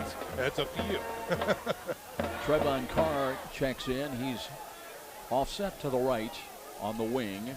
Here's Scenarios, looks left, throws left. He's got a catch, and that's Cooper with it. He's got a first down, spins, holds on to the ball up around the USF 44-yard line. Cooper doing a nice job. He had to go back and get that ball a little bit and stretches to get it, but he knew where the stick was at the same time, so he kind of gathered it in as he was making that twist move to try and get some more yards. So that was a really good catch. Yeah, I like that. That's a good point, Sean, because a lot of receivers, yeah, they'll try to help their quarterback out, but you want to, if you can, beware of where that first down marker is. Now it's 1st and 10, just short of the 45. Scenarios looks the hand. Wallace starts left, cuts right, steps out of a tackle, foot race 50, 45, 40-yard line, and angles to the 35, and then there's a penalty flag. And I don't know, is that a face mask call? Well, that's the great question that came in from the field judge, who's in the back of the field, so he must have seen something on the pursuit as he was getting tackled, because it was a late flag. So we'll see what the call is here. For the officials converging, talking about it, field judge one of them, Brandon Bushy, our referee, will let us know here momentarily. There's no foul for blocking them back. Result of the play is first down. Interesting. Yeah. Yeah, that position on the field, you thought maybe, well, it had to be a face mask, because I didn't see any blockers downfield. There weren't, yeah. There were 2 defenders chasing him out here on the flats on the right side. And nobody coming back, you know, against those defenders, like a wideout coming back to help block. Cougars staying with the 3 set wideouts.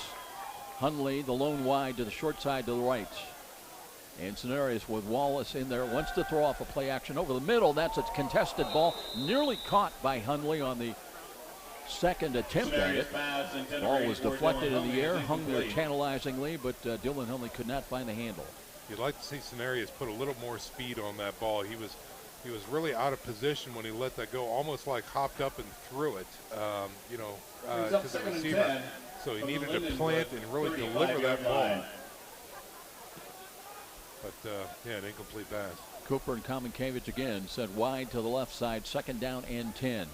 Now the Lynx show blitz coming defensive right side. They back that off, and they'll run Wallace. Wallace up the middle, spun around, back pedals inside the 35 to about the 33. Did not get much. Yeah, Wallace for his stature is really running very hard through the middle, and of course you like those backs that can get skinny at the line, can find those creases in the wall, and spurt through, but still run with the shoulder square. So.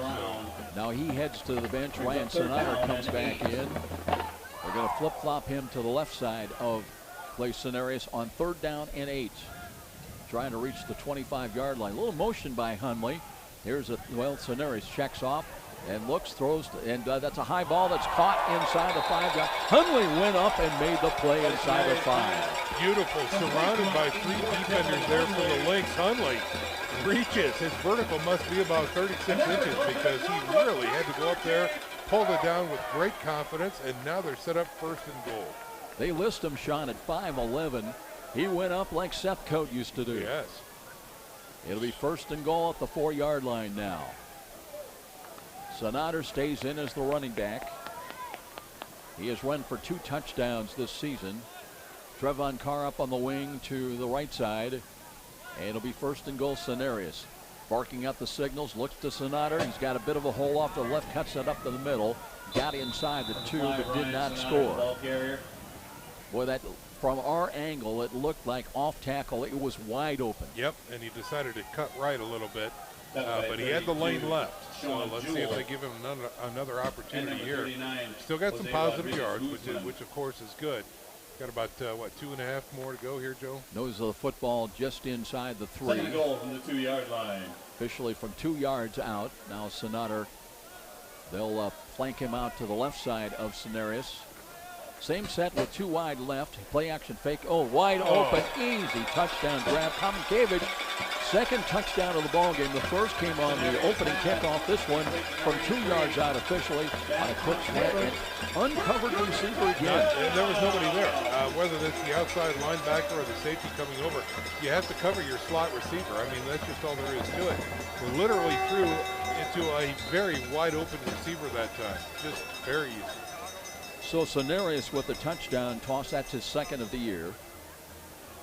On to attempt the extra point for the Cougars, number 40. See, I think we've got a new kicker out there. Is that Nepper? Extra point by 47. Brandon Grosh is good. Oh, to Grosh. So the extra point is good. 63-0. Everybody playing today in the silver and black. Timeout down below. 9:06 remains. This is Cougar Football on Redeemer Radio, 106.3 FM, Northeast Indiana. A clean office space. Okay, that's an easy choice. And choosing the right company to clean your business is easy too. Siokas Professional Cleaning is the choice of a lot of Fort Wayne companies because of the 100% satisfaction guarantee. Siokas does it with built-in check systems to make sure your business is cleaned beyond your expectations every time. First impressions are critical, so make sure yours is always the best with professional cleaning from Siokas. The best people, the best service. 483-2112 or online at siokas.com. Cougars won here a year ago, 63-7 over the Lynx. Today, kind of deja vu. It's 63-0 right now with just over 9 minutes remaining. Number 47, Brandon Grosh. So that new number kicking the ball away is Brandon Grasha. Well, years ago, we had a Tommy Grasha that played at fullback, and they're both out of the Hammond area. I wonder if they're related. I've not heard on it. Line drive kick, bounces, fielded at the 10, run near side to the hash mark. That's across the 20 and trying to give some ground, and that will be a return. And the Lynx will go again to work offensively. That was a return by Denzel Leach. So once again, we'll see LU with the hands on the football offensively. What do you got going there, Sean? Well, just a correction from Bill Scott. We just heard number 10 for the Lynx, Stephen Blocker, is actually number 10, and I think we were calling Sergeant all day, or Sergeant. So apologies to the Lynx fans out there. I tell you what, we can only go with what they give us as far as rosters and information, and we've got a few players. And just let me go and say that we've got a couple of questions. Who's actually out there? Yeah, it's been a challenge all day from the beginning. We knew coming into the contest that our information was kind of suspect, but here we are. Glad for the correction. Here's a give and a run up the middle across the 25 to the 26. Number 10, Stephen Blocker, the ball carrier. So Stephen Blocker is number 10 back there. We're not alone in our confusion, are we? We are not. PA just picked that up as well. So, all right. You know, if the teams come in, they can help you a little bit if they properly identify who they've got to in certain uniform numbers. When they don't, guess what? There's going to be a lot of confusion. Devin Green working off the defensive right side for USF. They'll run the ball again, second back through, and that is Blocker gets the call and spins up only up to about the 26-yard line. Nice open field tackle that time by number 50. That is Hankinson from the University of Saint Francis. That'll bring up a third down call, third down and 4. 27-yard line. Lynx trying to reach their own 31 now on this snap. Well, we assume that is Peter Smith out there. Until we get corrected on that, we'll go with that. Well, it is great when visiting radio comes. You know, we can talk a lot before the game and who's on the field, who's not, who's hurt, who we're likely to see, but not today. William Arndt in there, fullback offset to the left side. A cutback across the 25, only to the 27, though. That play looked like it had some potential for the Lynx, but it's shut down in a hurry, and it'll be fourth down, and they'll have to punt once again. Yeah, nice job taking up a lot of room there in the middle. Number 96, and that is Ahmad Rucker, the defensive lineman for the University of Saint Francis. He checks in at 6'3", 22. He is out of Bishop Knoll High School. Brandon Rivera is in to punt now. Waits at the 11. He's got 22 punts this year, long of 71. He's had one kick blocked.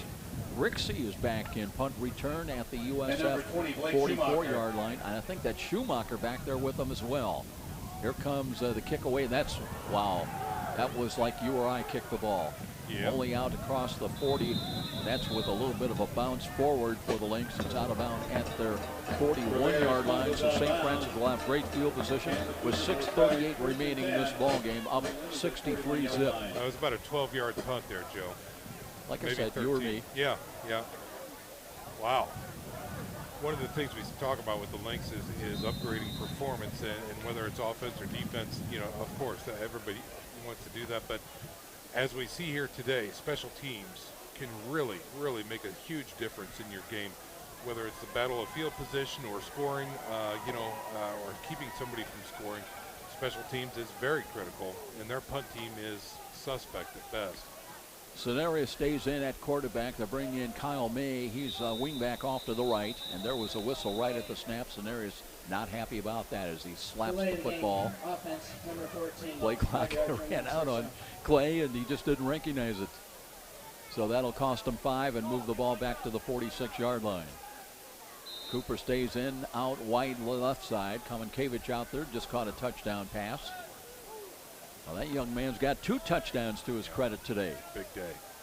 Now Scenarius wants to throw, 2-step drop, throws the left. Cooper's got it, spins to the outside and takes it out of bounds, bumped out of there twice around the 36-yard line.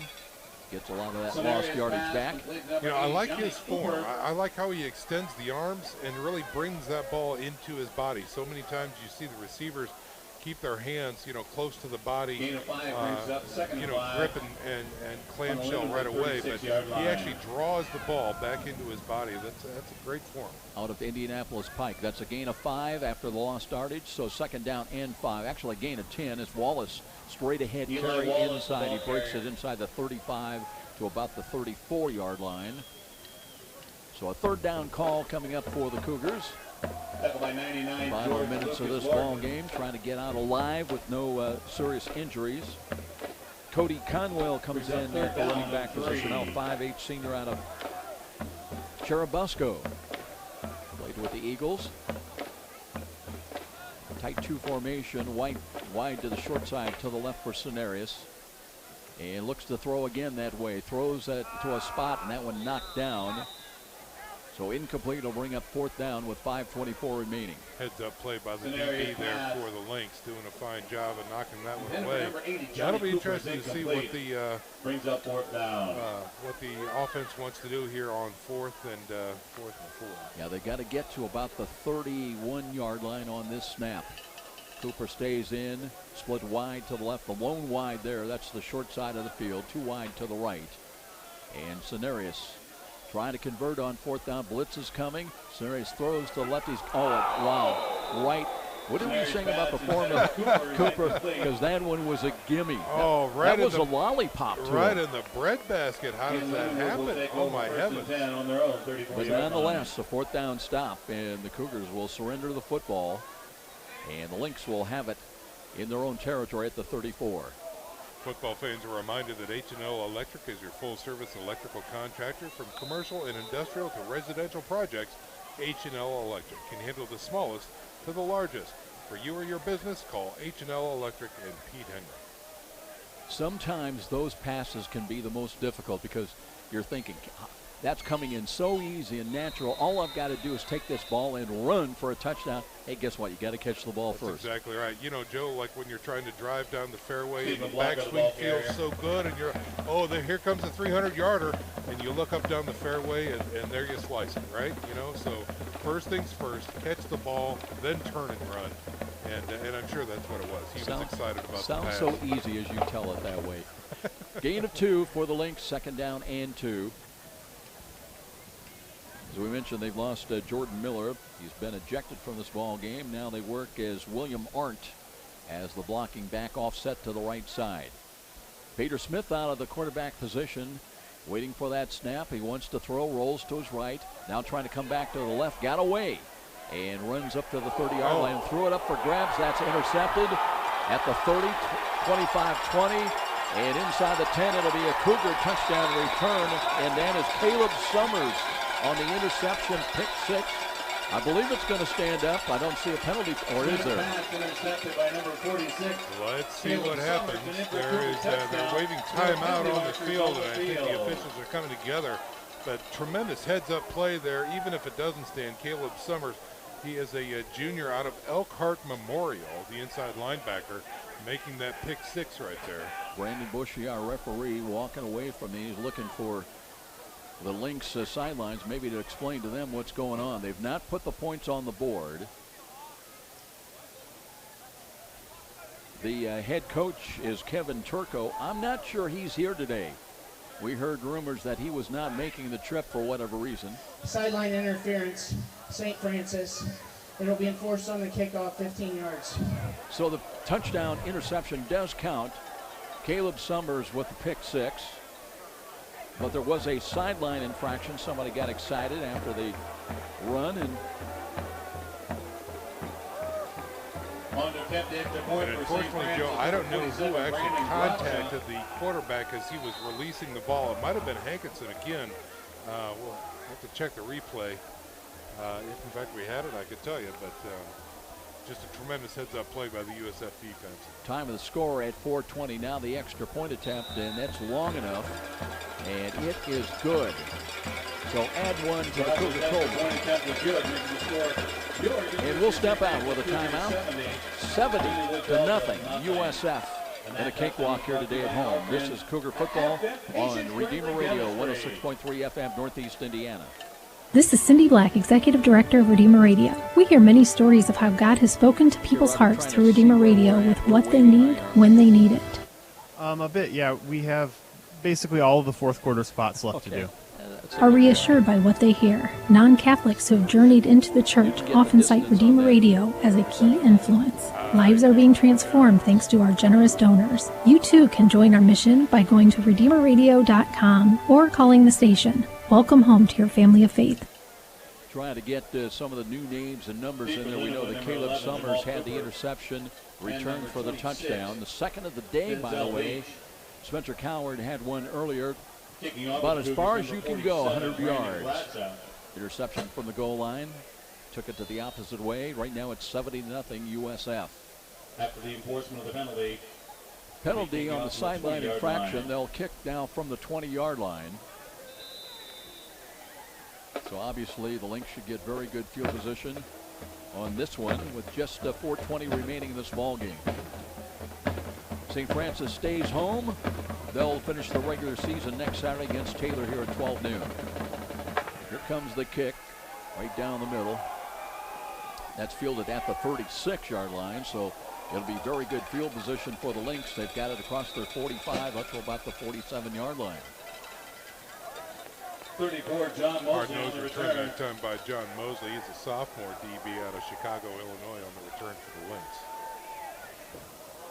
I believe that was Brandon Grasha that had the extra point kick. Okay. And number 34, Nick Brickens. And meanwhile, the Lynx come out. And they'll stay with Peter Smith with very good field position, just short of midfield in 4-12, trying to salvage something here in the late going in Fort Wayne. They'll hand the ball off and a run to the left side. Boy, that is eaten up immediately that time. That was Caleb Hankinson who read it perfectly. Broke through there, and that'll be 50, Caleb Hankinson. That'll be, will they get back to the line of scrimmage? Apparently they will. Well, he's getting full, Hankinson is, because he's been eating lunch all day here when he's out on the field. Just finding a great way of breaking through that line and creating and disrupting plays. Meanwhile, Blocker stays in as the running back. Right now, the Lynx taking a lot of time. Play clock is down to 15. They don't huddle up. And they'll have an eye offset to the right side. Peter Smith out of the pistol looks again. Hands it off. Blocker trying to run to his right side. Runs 50, 45. Falls forward. They may have a first down, and they will at the USF 42. Nice hard-nosed run. Again, lots of speed on display on the end around that time as the defense wasn't able to pursue, but it looks like we've got a Lynx down. As Donnie Foster goes down to one knee. Don't know if that's a cramp. But we are going to have a bit of a delay right here with still 3:10 remaining. And I tell you what, in this 70-0 score, let's take a quick 30-second break as well. This is Cougar Football on Redeemer Radio, 106.3 FM, Northeast Indiana. Howdy folks, this is Jimmy Aiken from Catholic Answers Live, which is heard right here on Redeemer Radio weekdays from 6 to 8 p.m. On Catholic Answers Live, we take live phone calls and copy that, Joe. And non-Catholics, an opportunity to hear from and talk with some of the leading apologists and theologians in the church today. Thank you for listening to and supporting Catholic programming like Catholic Answers Live right here on Redeemer Radio. Transfer money and make my car payment. My grandparents loved doing business with the fort, and I do too. My future, my family, my fort. How do you design one of the most advanced DRs in the country? At Parkview, we did it by focusing all our attention on you, the patient, by involving doctors and nurses in the design process, by creating quieter, more private spaces, and by leading the region in heart, stroke, and trauma care. This is not your typical emergency room. It's Parkview. In an emergency, isn't this where you'd rather be? Parkview, your partner in health. Looking, he's got two wide to his left. Long count from line of scrimmage. Drop the football. It's loose. The scramble for it still loose. And Blocker was there to cover up and save the day for LU. Yeah, just a good snap that time, but the quarterback again looking downfield instead of at the ball. Keep your eye on the ball, and he did not that time. But Lynx lucky to recover. Interesting, they spot that ball at the 48. It is a loss, but actually Blocker grabbed it. He was the last saving grace for him at the 49. Unless they blew the whistle. But anyway, it's going to be second down and 17 back at the USF 48. Play clock is at 12. They're waiting for the snap, the play to be wagged in from the far side. Peter Smith kind of walking around now, settles down. Play clock at 5, at 4, at 3. Waiting for the snap. He has it, now hands it off, and here's Blocker, cuts to his right. Spun around at the 46 and dropped maybe to the 45. Again, Hankinson that time on the tackle for the USF Cougars.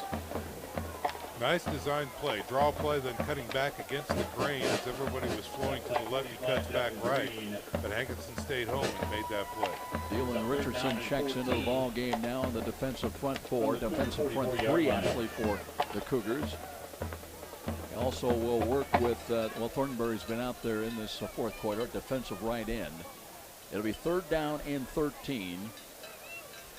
Under 2 minutes, in fact, just 100 seconds remaining in this ball game now. Smith again looking and hands the ball off. Sweep coming left side and nothing doing. Thornberry, we just talked about him, came in from his inside linebacker, 238-pounder sophomore out of Newburgh, Indiana. He shot the gap, just a textbook swim move right there. And he went directly into the backfield and disregarded the blocker and just got through and destroyed the play. Well, that's got to be so disheartening for Lindenwood Belleville, as they had maybe their best, one of the best scoring opportunities of the day.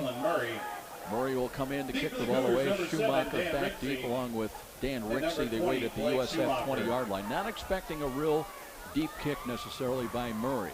He waits at his own 36 for the snap. Under a minute remaining. Here's the kick away, nearly blocked, as it's taken by Rixey. A little stop and go move up the middle, steps out of a tackle, 30-35, tripped up, still on his feet, 45-50, and finally nailed from behind as he got into Lynx territory to the 48. And Dan Rixey, he had on his mind, I'm taking this to the house. He did. He absolutely did. If he hadn't been taken from behind, he was on his way. He's got the moves and the ability to make people miss. And luckily for the Lynx fans, he was able to get the tackle from behind. So short field coming up for St. Francis. One would assume with this time on the clock that we're just going to take a knee and call it a good day. I would believe you are correct. Cody Conwell in as the running back, but Cenarius, let's see if they take the victory formation. Right now they've got just a standard lineup. Shotgun formation for Clay Cenarius with just under 35 seconds. Does hand to Conwell. Conwell up the middle. Spun around from behind at the 45. He'll get another yard to the 44. Cody Conwell and on the we carry. will see if we'll even see one more snap today. Cenarius is heading to the sidelines. Kevin Donley is heading out. They've not marked the ball ready for play, and this one, folks, is in the books for a Cougar victory. 56 points on the board in the first half. They end the day with a 70-0 victory over the Lindenwood Belleville Lynx. Now with this win, Cougars still undefeated at 9-0. They will hold on to their #1 ranking. They are 5-0 in the Mid-East League. Lindenwood Belleville, they have 2 games remaining in their regular season. They're 0-8 and 0-4 in the Mid-East League. We'll be back with our post-game presentation. This is Cougar Football on Redeemer Radio, 106.3 FM, Northeast Indiana. I have a special word for married men, since I'm one of you. Our wives and children need us, faults and all. We are. Joe, we can honestly leave the rest of those 30s. They're just local spots. Okay. I'm going to run the post-game open coming out of this spot here. Yeah, let's just do that. Recap some of the scoring, get final comments from John, and we'll call it. Beautiful baby, you're sweeter than strawberry pie. Just like the morning, your smile brings the sunshine.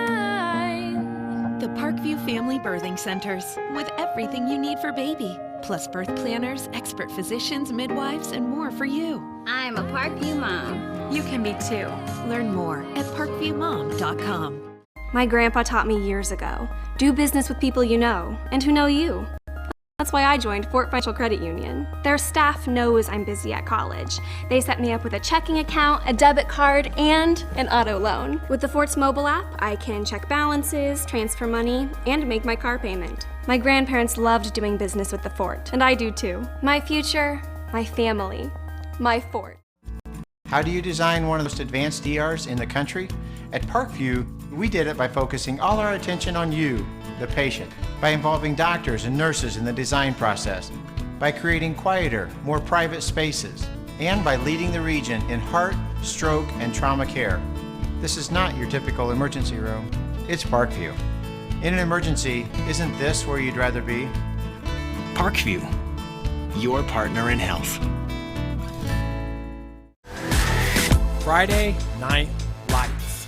Fort Wayne football from the comfort of your own home, or when you're on the go. The same night the pigskin touches the end zone, or is stopped dead in its tracks. 10 teams, 5 games, one website, SummitCitySports.com.